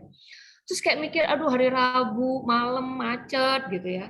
Tapi saya cobalah datang. Saya orang yang cukup rajin lah, tapi ya nggak rajin banget lah. Dalam sebulan paling bolong sekali, 3 kali datang ya, itu average saya. Cuma waktu saya jalanin ya Bapak Ibu, saya mulai lihat teman-teman saya deket tuh sama Lavina, karena kita tuh dulu kayak ngerasa senasib ya, nggak ngerti MLM, tapi pengen serius gitu. Saya dulu abis itu saya mulai kendor, Lavina tetap rajin banget. Akhirnya saya juga malu ya, saya pikir gini, Lavina itu nggak bisa bawa mobil. Kalau pergi naik kendaraan, kadang naik Grab, kadang nebeng gitu ya. Rumah dia lebih jauh dari rumah saya. Terus nggak punya suster. Saya masih ada suster. Padahal dia juga punya anak. Jadi kalau dia mau nitip tuh lebih repot. Harus nitip mertua, nitip suami apa. Terus saya pikir, ih dia aja rajin banget ya, nggak bawa prospek. Masa saya enggak? Terus saya ngeliat dulu, abis itu apalagi waktu Ci Anita masuk ya, Ci Anita tau ya, Ci Anita yang Busido. Bayangin Bapak Ibu ya, rumah dia ke Bogor, ke Lipo Mall Puri, itu dia beneran 3 jam loh sekali jalan. Karena dia naik kendaraan umum. Dia naik angkot dulu, naik kereta, dari kereta naik angkot, kadang naik Gojek lagi, pulangnya begitu lagi, gitu. Makanya bener cerita dia, kalau dia bisa sampai rumah itu jam 1. Karena naiknya full kendaraan umum, karena untuk dia waktu itu nggak mungkin naik taksi atau naik Grab, kemahalan buat dia. Jadi dia harus naik kereta. Jadi waktu ternyata bener Pak Niko bilang harus rajin datang LOP. Ternyata waktu saya memang saya nggak bawa prospek ya. Saya datang cuma kayak dengerinnya tiap minggu sama. Tapi begitu gara-gara di situ saya ketemu Bu Anita ya. Saya ketemu Cilavina. Saya ketemu beberapa ibu bapak yang selalu datang justru selalu bawa prospek gitu ya. Itu ternyata memang kasih kekuatan gitu, maksudnya kayak jadi kayak ngerasa nggak down sendiri, terus denger cerita si A, presentasinya sih selalu sama. Habis itu ya udah Pak, terus Pak Niko bilang selalu ajarin kita dulu leader-leader yang baru-baru yang nggak ngerti MLM ya. Masa dia bilang pengen uangnya gede, jaringannya gede, datang ngantor seminggu sekali aja berat banget, terus ngantornya cuma 2 jam lagi dengerin LOP. Saya pikir bener juga ya, saya pikirnya masa cuma datang seminggu sekali nggak punya komitmen gitu, terus tapi ngerasa pengen ngembangin tim, maksudnya direction aja nggak dapat karena nggak dengerin langsung, karena kan dulu nggak ada Zoom. Jadi abis itu saya benar-benar ngerasa komitmen untuk ikutin ini nih penting banget. Makanya saya sangat anjurin di sini Bapak Ibu, kalau pengen sukses nggak mungkin bisa kalau kita nggak komitmen ikut Zoom ya. Entah itu Zoom, entah itu offline, saya nggak tahu, setiap tim kan ada sendiri-sendiri ya, atau Zoom kantor, minimal Zoom kantor. Kenapa? Karena sebetulnya memang kesannya kita dengerin sama, yang bicara ngantuk lah, apalah, tapi sebetulnya itu kayak nge-charge kita aja sih, itu nunjukin bahwa gue tuh emang di sini, gue pengen tahu update-nya tuh ada apa. Maksudnya aneh ya Bapak Ibu ya, kita nggak mau sebulan sekali, cuma mau ikut sekali, tapi berharap misalnya jadi samurai, berharap dapat ratusan juta, tapi nggak ada komitmen yang kita bikin. Jadi minimal Zoom itu untuk saya penting banget, mau yang kantor, mau yang tim, tapi dari kita harus itu. Yang kedua itu ya konsisten. Karena ternyata apa? Waktu di multi level, saya kemarin ketemu teman saya satu, dia benar-benar fokus banget jalanin multi level. Salah satu direct sponsor saya dan di Bandung. Dia kemarin salah satu kalau yang saya direct sponsorin Toreda tercepat yang saya sponsorin ya. Dia bisa jadi Toreda 3,5 bulan. Yang benar-benar nggak pernah main MLM, ibu rumah tangga banget. Bahkan dia waktu itu skripsi aja udah nikah karena suaminya lebih tua. Gitu. Jika cerita saya tanya sama dia, saya bilang gini, nih kenapa sih nih kalau gue boleh tahu kok lu sekarang bisa akhirnya tuh mau jalanin multi level, terus kayaknya giat banget gitu ya tiap hari. Dia tuh teman saya tuh bisa yang prospek datengin rumah orang, kayak jadi udah kayak door to door, walaupun door to doornya ke teman-teman yang dia kenal. Terus dia bilang, yang ngerubahin dia ya, ceritanya cuma kayak gini. Dia bilang, 3 tahun lalu, dia pernah ikut MLM. Sama temennya, iseng-iseng lah. Dia bilang, nungguin anak-anak sekolah gitu ya. Dia ikut MLM. Terus jalanin, dia cuma nawarin 1-2 orang, dia ngerasa dia nggak bisa. Akhirnya dia nggak pernah jalanin serius. Terus temennya itu sama kayak dia lah, dia bilang, yang kuper, nggak gaul, nggak bisa ngomong, pendiam gitu ya. Terus karena anaknya udah SD, udah pindah dari TK, nggak pernah ketemu, tiba-tiba setelah 3 tahunan, kemarin tuh ketemu lah di Istana Plaza, dia bilang ketemu. Tiba-tiba waktu ketemu, dia kaget banget, ternyata temennya itu masih jalanin multi level yang mereka join bareng-bareng 3 tahun yang lalu. Dan ternyata sekarang temennya itu jadi somebody lah, ya. Walaupun lama, tapi belum jadi somebody yang penghasilannya udah oke, yang udah punya tim. Terus dia mikir, kalau dulu gue jalanin ini 3 tahun lalu, kayak dia, slow aja, tapi tetap gue jalanin. Jangan-jangan gue udah kayak dia ya sekarang. Gitu. Akhirnya karena dia dulu selalu pikir gue sama dia tuh sama-sama nggak bisa, sama-sama nggak bakat. Akhirnya waktu dia mau memutuskan dia mau jalanin AFC, dia kayak pengen buktiin diri nih. Sebenarnya kalau gue jalanin ini setahun, 2 tahun, gue bisa nggak sih benar-benar punya income, karena dia tuh nggak pernah kerja, semuanya dari suami. Ternyata dengan niat itu, saya kaget banget loh Bapak Ibu, dia 3 bulan setengah itu bisa jadi toreda. Karena terus simply kalau ditanya gitu ya, saya suka suruh sharing di Zoom, kenapa sih lu bisa cepat banget merekrut orang? Dia bilang aneh ya, Bapak Ibu, di saya malu mau ngomong. Ternyata kalau dia tanya kenapa orang mau semua join sama dia, alasannya cuma satu. Mereka pada kaget sini ini bisa ngomong. Jadi kalau datang kayak, hah? Kayak lu bisa jualan sekarang, bisa ngomong, ini terus kayak jadi percaya aja, karena lu percaya ya udah gue percaya deh, gue ikutan. Ternyata simply dari itu, dari simply ngerasa yang orang tuh hargain dia karena selama ini dia nggak pernah ngapa-ngapain. Ternyata dia usaha banget dan orangnya tuh appreciate usaha dia dan akhirnya mau join di timnya dia. Jadi kata saya komitmen dan konsisten itu kunci. Ya. Nah sebelum saya buka floor lagi karena udah malam, cerita saya terakhir masalah komitmen dan konsisten ini. Kalau Bapak Ibu pernah lihat presentasi kita buku merah yang pertama, itu suka ada foto trip ke Jepang pertama kali. Ini cerita ini saya nggak sengaja dapat waktu saya lagi ngobrol-ngobrol sama Lavina ceritanya. Terus waktu kita lihat foto itu kan yang berangkat dikit banget ya Bu, Bapak Ibu ya, cuma 30-an sama manajemen Pak Mike, Bu Helen, ya mungkin membernya 20 something lah, 20 something, saya lupa berapa. Waktu kita absenin ya Bapak Ibu ya, saya lupa probabilitasnya, tapi gini, 48%, hampir setengahnya, jadi kalau 10 orang ya, 4 orang yang ada di foto itu intinya tuh kalau sekitar 23, sekitar saya 23, 11 orang yang ada di foto itu udah nggak ada sekarang, udah nggak ada. Padahal di awal-awal itu mereka yang achieve pergi ke Jepang bareng kita. Kenapa? Karena kita kebetulan, makanya AFC ini kan tumbuhnya organik banget ya, nggak pernah nge-hijack leader, nggak pernah. Kita tuh dulu semuanya user, kita tuh nggak pernah main MLM. Ternyata 11 orang itu yang akhirnya di tengah jalan nggak tahan. Ngerasa aduh nggak mungkin lah AFC ini bisa booming gitu ya, kayaknya jalannya gini-gini aja, selalu ditolak. Akhirnya di tengah jalan mereka semua mundur. Dan ternyata kita 12 orang yang bertahan ini, ada saya, ada Lavina, ada Budi Hartanto, ada Budi Lim, yang di Bandung pasti kenal Budi Lim ya, Budi Lim, Sylvie Lim, itu orang-orang awal ya. Memang kita nggak cepat banget yang saya sebutin nih semua namanya, tapi minimal kemarin di annual rank yang kemarin minimal semuanya pasti Shogun.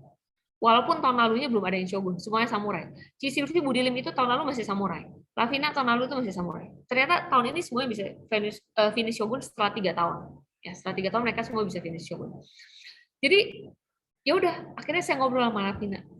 Coba ya kalau kita dulu tuh jadi orang-orang yang kayak mereka, yang akhirnya ya udahlah, kayak Lavina udah mau stop gitu ya, Budi Hartanto udah mau stop gitu.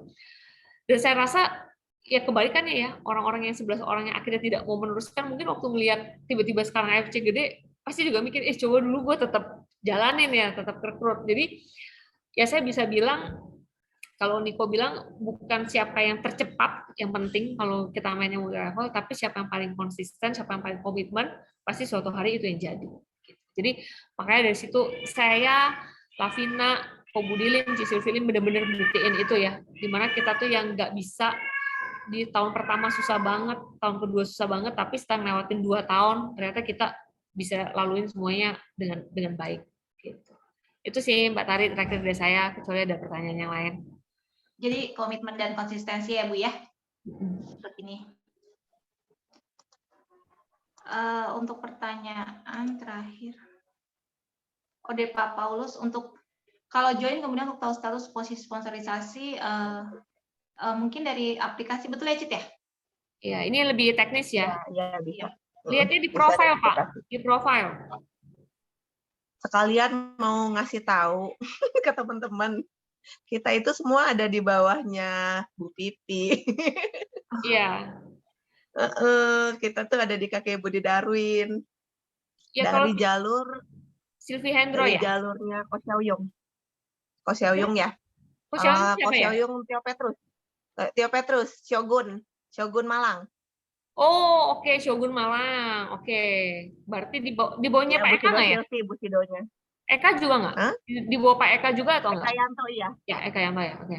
Iya, Eka Yanto. Jadi kan orang suka bilang, oh ya Bu Sidonya siapa? Mas Sylvie Hendro. Kalau Bapak Ibu mau tahu, kalau untuk saya ya, bukan apa, untuk secara konsisten komitmen itu the best Bu Sido itu Ci Sylvie itu. Ya. Ci Sylvie Karena apa itu? Apa? Kenapa gitu alasannya? Ci Sylvie itu orang yang sangat kerja keras dan benar-benar mau turun lapangan. Tidak ada sekarang, saya bisa bilang ini kok yang bilang ya, satu-satunya Bu Sido, ya kita jangan bilang kok Budi Darwin karena semuanya di bawah Budi Darwin ya. Satu-satunya Bu Sido leader sendiri yang hampir punya direct sponsor atau punya tim di seluruh Indonesia itu cuma Sylvie Hendro. Ya. Mau ke Makassar, mau ke Palembang, mau ke Medan, mau kemana ke Bangka, mau ini di Bandung, Sylvie Hendro tuh nggak mungkin nggak punya tim. Pasti dia punya tim. Dan cara kerja dia tuh, waduh, kalau saya tuh ikut Zoom dia ya, yang area Jawa Timur itu ya, yang kalau sekali Zoom tuh orangnya bisa kayak 400, gitu ya, 500, cuma jelasin marketing plan. Itu Sylvie itu kalau udah pergi ke keliling Jawa Timur ya Bapak Ibu ya, itu benar-benar bisa nggak pulang 2 minggu kali ya, pulang bentar lah, tapi benar-benar dia tuh bisa yang kayak pergi, nama kotanya saya bikinnya gini, dia ke Jember ya, dia bisa kayak cari orang adatnya Jember lah, atau ketua masjid di Jember lah, ketua ulama di Jember lah, terus dia bisa kumpulin, dia bisa mentoring, nyari 2-3 hari, jadi dapat 1-2 leader, dia tinggalin, ntar dia balik lagi. Jadi bener-bener orangnya kayak gitu tuh, kayak apa, satu kota dibukain satu-satu. Menurut saya Sylvie Hendro tuh paling powerful. Makanya perhatiin Niko paling sering pakai contoh dia. Sylvie Hendro tuh menurut Hendro itu nama suaminya ya. Jadi mereka kerjain tuh berdua, Sylvie dan Hendro. Sylvie-nya kemarin Bu Sido, Hendro-nya kemarin Damio. Jadi menurut saya tuh mereka tuh timnya luar biasa banget, luar biasa. Mas, salah satu yang saya paling itu kalau dengerin mereka Zoom daerah Jawa Timur ya, yang saya pernah ikut Zoom-nya Jawa Timur ya. Jadi Bu Sylvie bikin Zoom karena dia habis keliling kota mana. Sebelum mulai Zoom itu saya lucu ya, di absen Bapak Ibu. Nama kotanya saya lupa semua, jujur saya nggak inget lah ya nama-nama kota kecil di Jawa. Jadi misalnya kayak dari Ponorogo, coba yang mana? Dari Ponorogo, yang lain dulu kamera. Oh Ponorogo, oke. Jadi kok Eka tuh kayak ngabsen, oke. Kalau yang kemarin dari Pati udah terus dari ini loh, ini nggak ada ya ketuanya. Jadi untuk saya tuh kalau ikut Zoom mereka tuh benar-benar sesuatu yang baru banget yang saya nggak temuin di Zoom lain gitu ya. Diabsenin kayak ketuanya kalau yang dari kota ini ngomongnya pada yang Jawa-Jawa mendok semua gitu kan. Jadi warnanya beda banget dan makanya bisa dibilang Sylvie Hendro itu leader salah satu yang punya jaringan terkuat karena masanya benar-benar loyal, jaringannya kuat, jadi benar-benar dibangun dari nol sampai jadi. Sylvie Hendro tuh really good banget, really good. Yang banyak menyentuh menengah ke bawah juga ya kayaknya ya. Betul. Ci Sylvie yang dari awal di AFC yang mendobrak bahwa sebetulnya bisa bikin tim itu besar adalah sebetulnya orang menengah ke bawah. Kenapa? Karena untuk dia kalau orang menengah ke bawah, dia benar-benar puas bahwa apa yang dia kasih di AFC itu benar-benar ngubah hidupnya, itu ngubah hidup banget. Ya, misalnya Ci Sylvie pernah bilang mungkin untuk kita kalau kita main di kota ya, Pi, ya orang tiba-tiba dari mobil jelek ganti ke mobil bagus gitu ya. Tapi kalau kita main di bawah tuh benar-benar gini loh, orang yang bisa gini benar-benar nggak bisa sekolahin anaknya bisa sekolahin anaknya. Jadi untuk dia pada saat mereka berjuang dan waktu mereka udah berhasil, mereka tuh menurut Ci Sylvie lebih nggak lupa kulit gitu. Ya. Jadi benar-benar kayak ngerubah hidupnya gini, dari yang jalan kaki bisa punya motor. Ya. Jadi untuk Ci Sylvie itu kepuasannya dia. Makanya hampir semua member dia kesannya kayak menengah ke bawah gitu ya. Tapi sekarang udah bisa dibilang ya gak bisa dibilang kelas menengah ke bawah lagi. Kayak itu kesaksian kesannya kayak tukang pijit. Benar ini yang terakhir nih ada Pak Mek tuh di Makassar, tukang pijit. lagi Zoom sambil mijit, Bapak Ibu, beneran. Sampai yang di Zoom, donannya teriak-teriak, salah pegang terus, salah pegang, Pak, salah pegang. Cuma nanya ke saya nih ya, Bu, kok saya udah join setengah tahun, bonus saya tuh masih segini-segini aja gitu ya. Kasih tips dong, udah nanya cuma kayak gitu sambil mijit. Saya belum jawab, udah disambar sama yang nge-host, Pak Syamsyu, kalau tau ya. Bu Pipi, dia bilang sebelum dijawab saya kasih tahu dulu ya nih Bapak. Bilangnya sih nggak seberapa, dia bilang. Tapi dia bilang baru join 6 bulan, dalam 6 bulan sebetulnya Bapak itu udah dapat 230 juta dalam 6 bulan. Sambil mijit. Tapi karena dia tiap hari dengerinnya Sylvie Hendro yang dapat 100 juta sebulan. Jadi untuk dia tuh dia nanya, dia juga pengennya dapat segitu. Jadi Bapak Ibu ya, saya mikir ya, ternyata orang yang saya lihat gitu ya, kayak sambil mijit lah, yang satu kayak sambil apalah, bawa mobil gitu ya, kalau tim-timnya Sylvie Hendro itu. Tapi ternyata kalau ditanya penghasilan mereka mah yang udah pasti 30 juta ke atas, yang awalnya benar-benar dari nggak punya gitu. Nah, kebetulan Ci Sylvie lebih suka bangun yang seperti itu. Passionnya dia lebih di situ. Makanya jarang kan lihat dia zoom gede.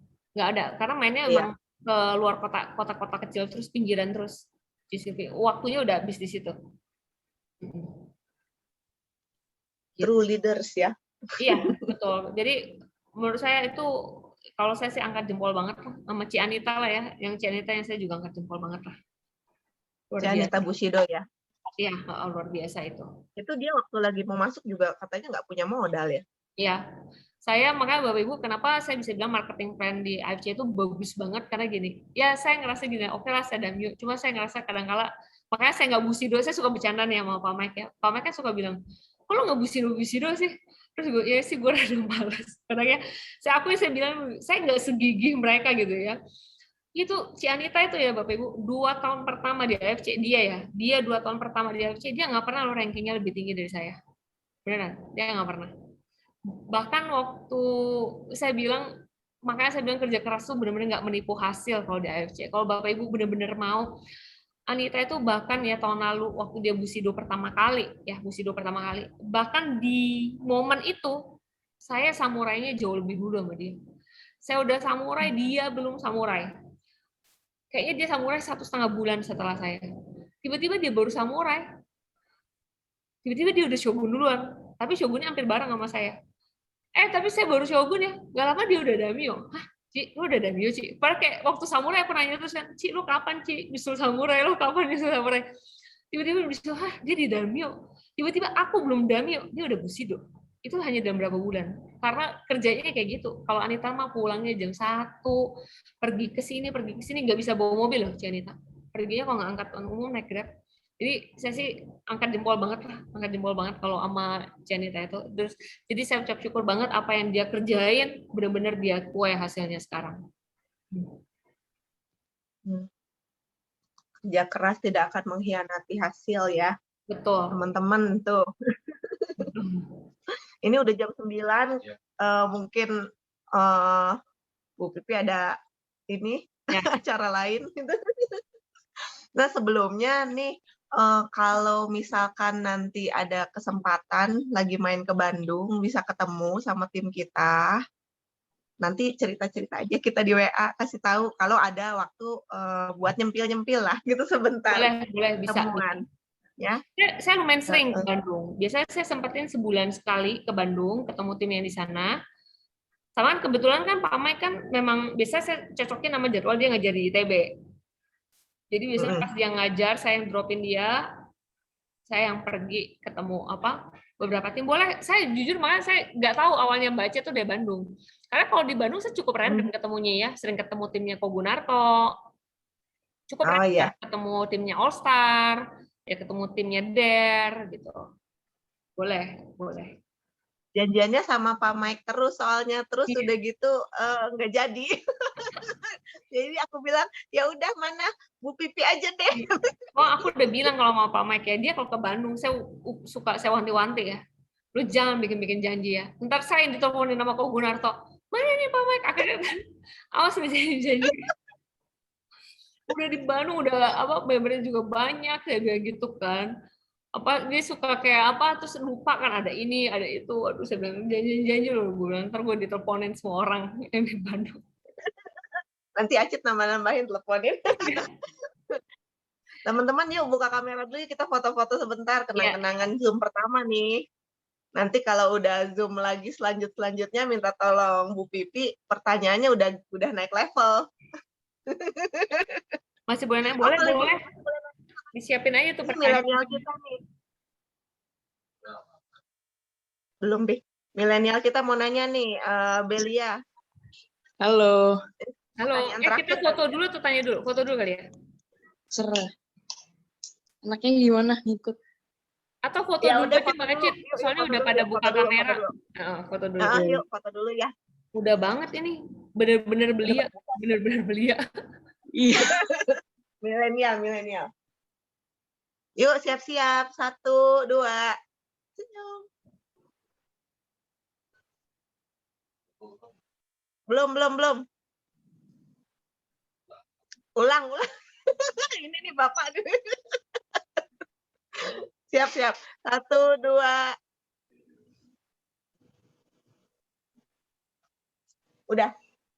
Udah, thank you. Boleh dilanjut. Boleh Belia. Oke. Gue mau nanya nih. Kan untuk umur kayak aku, masih milenial yang mungkin kadang tuh kayak seorang milenial tuh kadang tuh kalau mau ngomongin apa tuh kan pasti kan kadang tuh banyak orang yang kayak apa sih milenial bisa apa sih, kayak apa sih yang kamu tahu gitu kan ya. Jadi kadang tuh kalau misalnya saya mau share tentang AFC tapi itu mungkin umurnya mungkin jauh lebih dari saya ya, misalnya kayak umur 30 ke atas, itu tuh mereka tuh selalu menganggap remeh gitu kan ya. Padahal belum ngomong gitu kan ya. Tapi ntar kalau udah ngomong juga tetap dianggap remeh gitu. Maksudnya gimana caranya supaya seorang milenial itu bisa bisa dihargain gitu loh.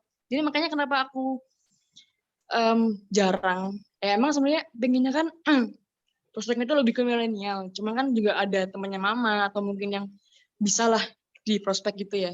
Cuman kadang tuh suka yang kayak alah apa sih anak kecil gitu. Tapi gimana caranya?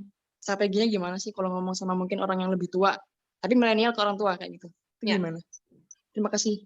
Ya, mungkin pertama sih yang pasti kita harus confident dulu ya, itu yang udah pasti. Cuma ini kemarin pertanyaan ini saya pernah tanyain ke anak milenial sebetulnya.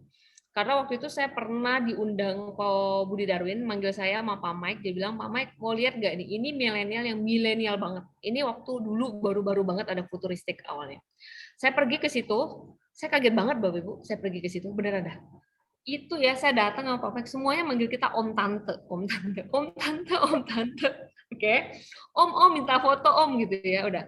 Terus saya tanya umurnya berapa. Ini saya lebih kaget lagi. Itu ya ada yang umurnya adalah yang 16. Kenapa 16 tahun saya tahu? Dia bilang gimana mau ngimpur kalau dia belum punya KTP. 18, 19. Mayoritas yang datang saat itu 18 dan 19 tahun. Terus adalah kesaksian bonus, testimoni bonus. Dan yang datang ini ya waktu ngumpulin itu ada 25 orang. Dari 25 itu 5 orang itu penghasilannya 20-an juta, 30 sampai 50. Yang umurnya 18 19 itu. Begitu selesai, saya yang penasaran nih, saya panggil 2 anak itu, satu cewek, satu cowok ya. Sini dong, saya bilang, saya mau tanya, saya bilang Cici. Saya udah bilang Cici, dia tetap panggil saya tante ya. Dia bilang, kamu tuh, saya bilang gitu, kamu kan SMA ya, saya bilang gitu. Kamu jualannya kemana ya? Saya sampai tanya. Saya bilang, Mike, gue kan SMA mana kepikiran jualannya. Kamu jualannya kemana? Terus ya, yang satu jawab. Yang pasti pertama dia jualan ke saudara.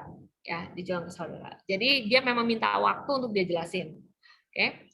Yang kedua, kebetulan mereka ini mostly yang waktu itu datang orang-orang Tangerang Kota. Jadi kota Tangerang Kota itu daerahnya kayak banyak daerah pasar, jualan, ruko gitu ya.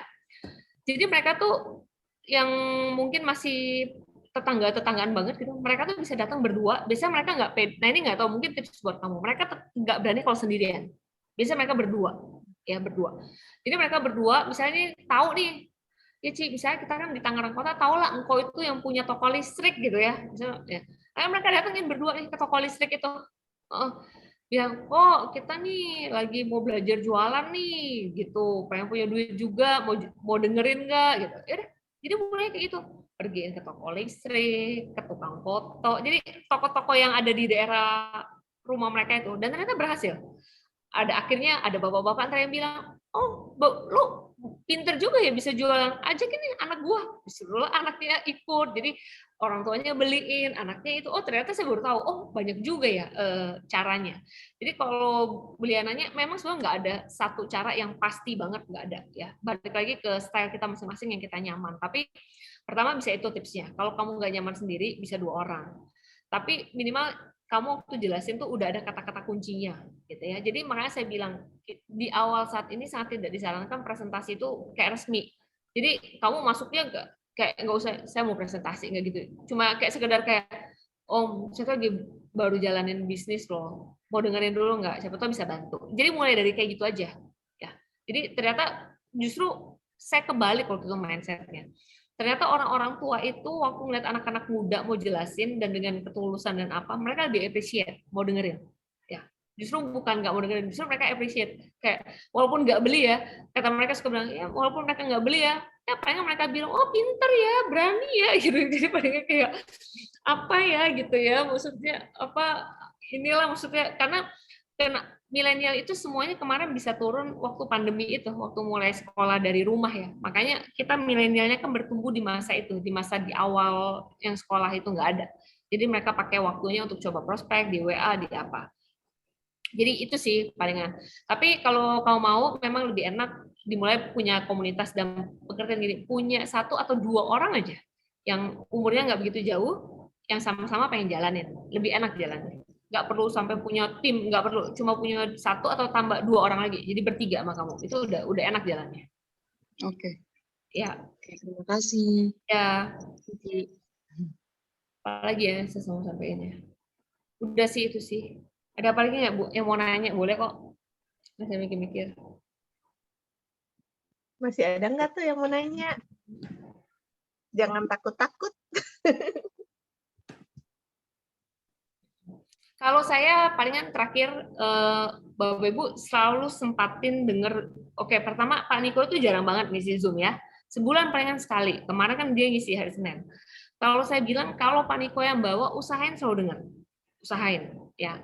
Kenapa? Karena biasanya Niko bawa itu sesuatu yang baru yang dia dapetin. Biasanya pengalaman di roadshow itu sangat berharga. Yang kayak saya cerita, oh ternyata dikasih 3 pertanyaan nggak bisa jawab. Biasanya nanti dari itu dia bisa kayak ciptain modul baru atau dia ngomong sesuatu yang insight-nya bagus banget. Gitu. Kemarin mungkin terakhir banget ya, Mbak Cid boleh ya minta waktunya, ini udah 1 menit. Boleh banget. Saya nggak tahu kemarin saya nggak ikut kebetulan Senin kemarin Zoom-nya Niko karena tapi saya lihat ada di YouTube karena saya pas ngisi ada Zoom tim lain, saya bilang kenapa kamu bikin Zoom-nya hari Senin ya, tapi udahlah. Salah satu yang Niko pernah ngomong kalau udah dengar gini, kenapa di dunia ini untuk saya kenal banget ya, agama paling besar itu Kristen Katolik atau Muslim? Dia bilang, kenapa? Dia bilang. Terus karena padahal kalau dibilang agama paling tua itu kan bisa dibilang Hindu atau dulu Konghucu gitu ya. Itu kan lebih tua umurnya dibandingin Kristen Katolik atau Muslim. Tapi kenapa 2 ini yang berkembangnya paling pesat di dunia? Dia bilang karena hanya 2 agama ini yang benar-benar punya hari ibadah yang tetap, yang semua orang tahu. Pokoknya kalau orang Muslim kita tahu lah pasti pergi ke masjid Jumat. Ya. Kalau Kristen Katolik udah tahu pergi ke gereja Minggu. Kalau ada yang tanya, orang Hindu kapan sih sembahyangnya, kita agak bingung-bingung ya, maksudnya oh ya kapan ya mereka ya, kayak nggak ada hari yang dikhususkan.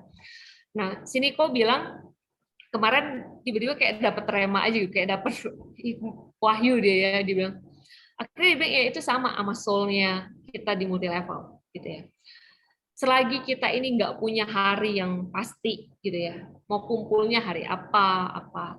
Saya ngomong ini di tim ya secara jaringan. Relatif jaringan kita lebih susah berkembang. Kalau kita ngomongin AFC kan udah pasti mereka Rabu, udah dari dulu tuh harinya tuh Rabu. Kalau ada offline ya tiap Rabu, kalau sekarang Zoom ya tiap hari Rabu. Sehingga kita tuh semua tuh makanya Bapak Ibu harus update. Minimal tuh di otak kalau kita ketemu orang hari Selasa, kita langsung bisa bilang hari Rabu ada Zoom kantor loh. Ketemu orang hari Jumat, kita bisa bilang hari Senin ada Zoom kantor loh. Nah, tapi kalau khusus di sini di tim Date Bayu gitu ya, usahain punya 1 hari di mana kita kumpul bareng, nggak usah kumpul yang belajar, cuma ngobrol-ngobrol. Ya, kalau masih belum bisa seminggu sekali, ya let's say sebulan sekali atau 2 minggu sekali. Sehingga apa? Sehingga tuh nunjukin aja sih komitmen kita ya, cuma duduk, ngumpul, mau ngapain, sehingga di sini semua orang tahu. Misalnya nih di sini ada Bu Amelia misalnya. Oh, saya benar-benar tahu kalau misalnya nih, kalau Mbak Acit kan hari Kamis nih ya buat Zoom-nya ya. Oh ya udah, pokoknya saya tahu kalau ketemu orang saya tinggal bilang deh, Kamis deh gue ada Zoom sama leader gue. Nah itu penting banget untuk dijaga ya. Makanya tim sekecil apapun, kayak saya kemarin hari Senin kecil banget loh Bu timnya, itu baru kemarin yang datang Zoom itu cuma 9-10 orang. Tapi mereka setia banget jalanin ya. Mau cuma 3-4 orang ya udah nggak apa-apa. Mereka yang ngobrol-ngobrol ya. Ada satu timnya, saya cerita terakhir nih yang timnya Pak Syamsu. Kenapa? Karena saya lumayan suka timnya Pak Syamsu Makassar. Saya suka banget sama Pak Syamsu. Nggak tahu kenapa, dari pertama kali saya kenal tuh saya suka banget sama Pak Syamsu. Pak Syamsu itu kalau buat jadwal, bahkan saya di tim DER, saya contoh jadwal dia. Pak Syamsu itu kalau buat jadwal Senin sampai Sabtu. Sehari 2 kali. Ya. Setiap jam 1 dan setiap jam 7 malam. Jadi tiap jam 1 itu, dia dan tim pasti ada yang siap presentasi lewat Zoom. Ada dan nggak ada orang. Kalau nggak ada orang ya udah nggak usah diadain. Tapi kalau ada, walaupun itu 1 orang, yang dijadwal itu harus jelasin. Jadi misalnya contoh saya lihat di sini, misalnya contoh aja ya. Oh pokoknya kalau Mbak Acit ini tugasnya tiap hari Senin jam 1, Mbak Tari misalnya Selasa jam 1, Bu Amelia misalnya Rabu jam 1. Oh ternyata di Rabu jam 1 nggak ada yang datang nih di Zoom, nggak ada yang berhasil ngundang. Ya udah nggak ada gitu. Tapi kalau ada 1 orang yang ikut, harus ada. Pak Syamsu itu seperti itu. Jadi dia Senin sampai Jumat selalu ada jam 1. Intinya ada orang dia yang selalu standby. Nggak ada orang, dia nggak ada. Di sorenya, dia buat jadwalnya, dia tulisnya gini. Senin, dia tulisnya Zoom nasional. Selasa, timnya dia. Rabu, Zoom nasional. Kamis, dia yang bawain. Jumat, kadang dia atau home talk. Bintang tamu biasanya. Sabtu, Zoom nasional. Jadi seakan-akan dia punya member ya. Di bawah alam sadarnya gini, intinya gue mau prospek apapun, besok dia bisa dengar presentasi dari tim gue jam 1. Kalau enggak, besok pasti ada jam 7. Nah, Bapak Ibu, hal-hal kayak gitu tuh penting untuk dikembangin lah. Makanya saya bilang sesuai kemampuan lah. Nggak usah, kalau Pak Syamsu timnya udah gede ya, bisa tiap hari. Ya kita punya seminggu 2 kali, seminggu sekali aja lumayan loh Bapak Ibu. Kalau seminggu sekali nih, kayak Bu Acit udah buatnya cuma Kamis, ditambah Zoom kantor ada 3, sebetulnya kita tuh udah bisa sodorin orang 4 jadwal dalam seminggu. Dia udah bisa pilih Senin, Rabu, Kamis, Sabtu gitu. Jadi itu tuh penting untuk kayak semua member nih kompak, misalnya buat jadwalnya atau apa. Jadi nggak, kalau bawa prospek tuh nggak bisa nelfon lagi ke Mbak Tari. Mbak Tari ada prospek, kapan ya bisa ngajarin gitu ya. Jadi tuh semuanya tuh udah mindset dulu bahwa kita tuh udah punya jadwal. Dan saya perhatiin semua tim yang memang orangnya udah itu, mostly buat seperti itu. Pak Syamsu salah satu yang saya paling suka. Tim 1, ada orang, dia jelasin, nggak ada orang, dia nggak jelasin. Karena dia timnya udah banyak, sebab kalau digilir ya, 1 leader palingan 2 minggu sekali sebetulnya kenanya. Misalnya dia udah punya 10 orang, ya kalau digilir 2 minggu cuma kena sekali, itu pun kalau pas ada yang dengerin. Tapi dengan kayak gitu, ternyata orang berlomba-lomba mau bawa prospek, selalu besok ya jam 1, yang hari ini nggak bisa, besok masih ada kok jam 1 gitu ya. Oh masih sibuk nih, macet, oh besok masih ada kok jam 1. Jadi pokoknya dia selalu nawarin aja, selalu bisa. Kasih yang bagus. Saya suka timnya Pak. Makanya sebenarnya aku nggak tahu Bu Acit pasti di satu jalur atau enggak, karena Pak Syamsu basically juga di bawahnya Pak Eka. Di bawahnya Silviandro, di bawahnya Pak Eka. Di bawahnya Pak Mansur. Jadi kalau tahu Pak Mansur, crossline deh. Crossline ya, di Pak Eka-nya ya. Champion team kan ya? Ya, champion team, betul, champion team. Ya. Bagus, Pak Syamsu itu suka banget. Iya, suka lihat YouTube-nya aku juga. Iya, saya suka banget sama Syamsu. Oke, paling kalau udah dari saya. Thank you ya. Thank you lo udah nyempetin waktunya ngobrol-ngobrol sama kita. Ya, thank you ya. Padahal nggak nanya-nanya lo, dari pohonnya siapa, nggak nanya-nanya. Jadi benar-benar pengen sharing gitu Bu Pipi ini tanpa ngelihat kita tuh ada di bawah siapa. Itu sih yang aku suka dari AFC. Kekeluargaannya tuh benar-benar kerasa. Itu teman-teman kalau udah nggak ada dari saya lagi. Sorry kalau kepanjangan atau ngantuk atau apa. Enggak, senang banget belajarnya hari ini. Sharing-sharingnya hari ini senang banget. Sampai bengong, nggak bisa nanya apa-apa Saya lagi. membantu gitu. Teman-teman juga semuanya thank you udah investasiin waktunya malam ini buat kita sama-sama belajar. Nanti ketemu next time kita coba jadwalin lagi nih ngobrol-ngobrol yang lain sama Bu Pipi kalau Oke. ada waktunya yang kosong next time. Ya, ya. Thank you Bu Oke, Pipi, thank you semuanya semuanya. ya. Selamat malam, thank you semuanya.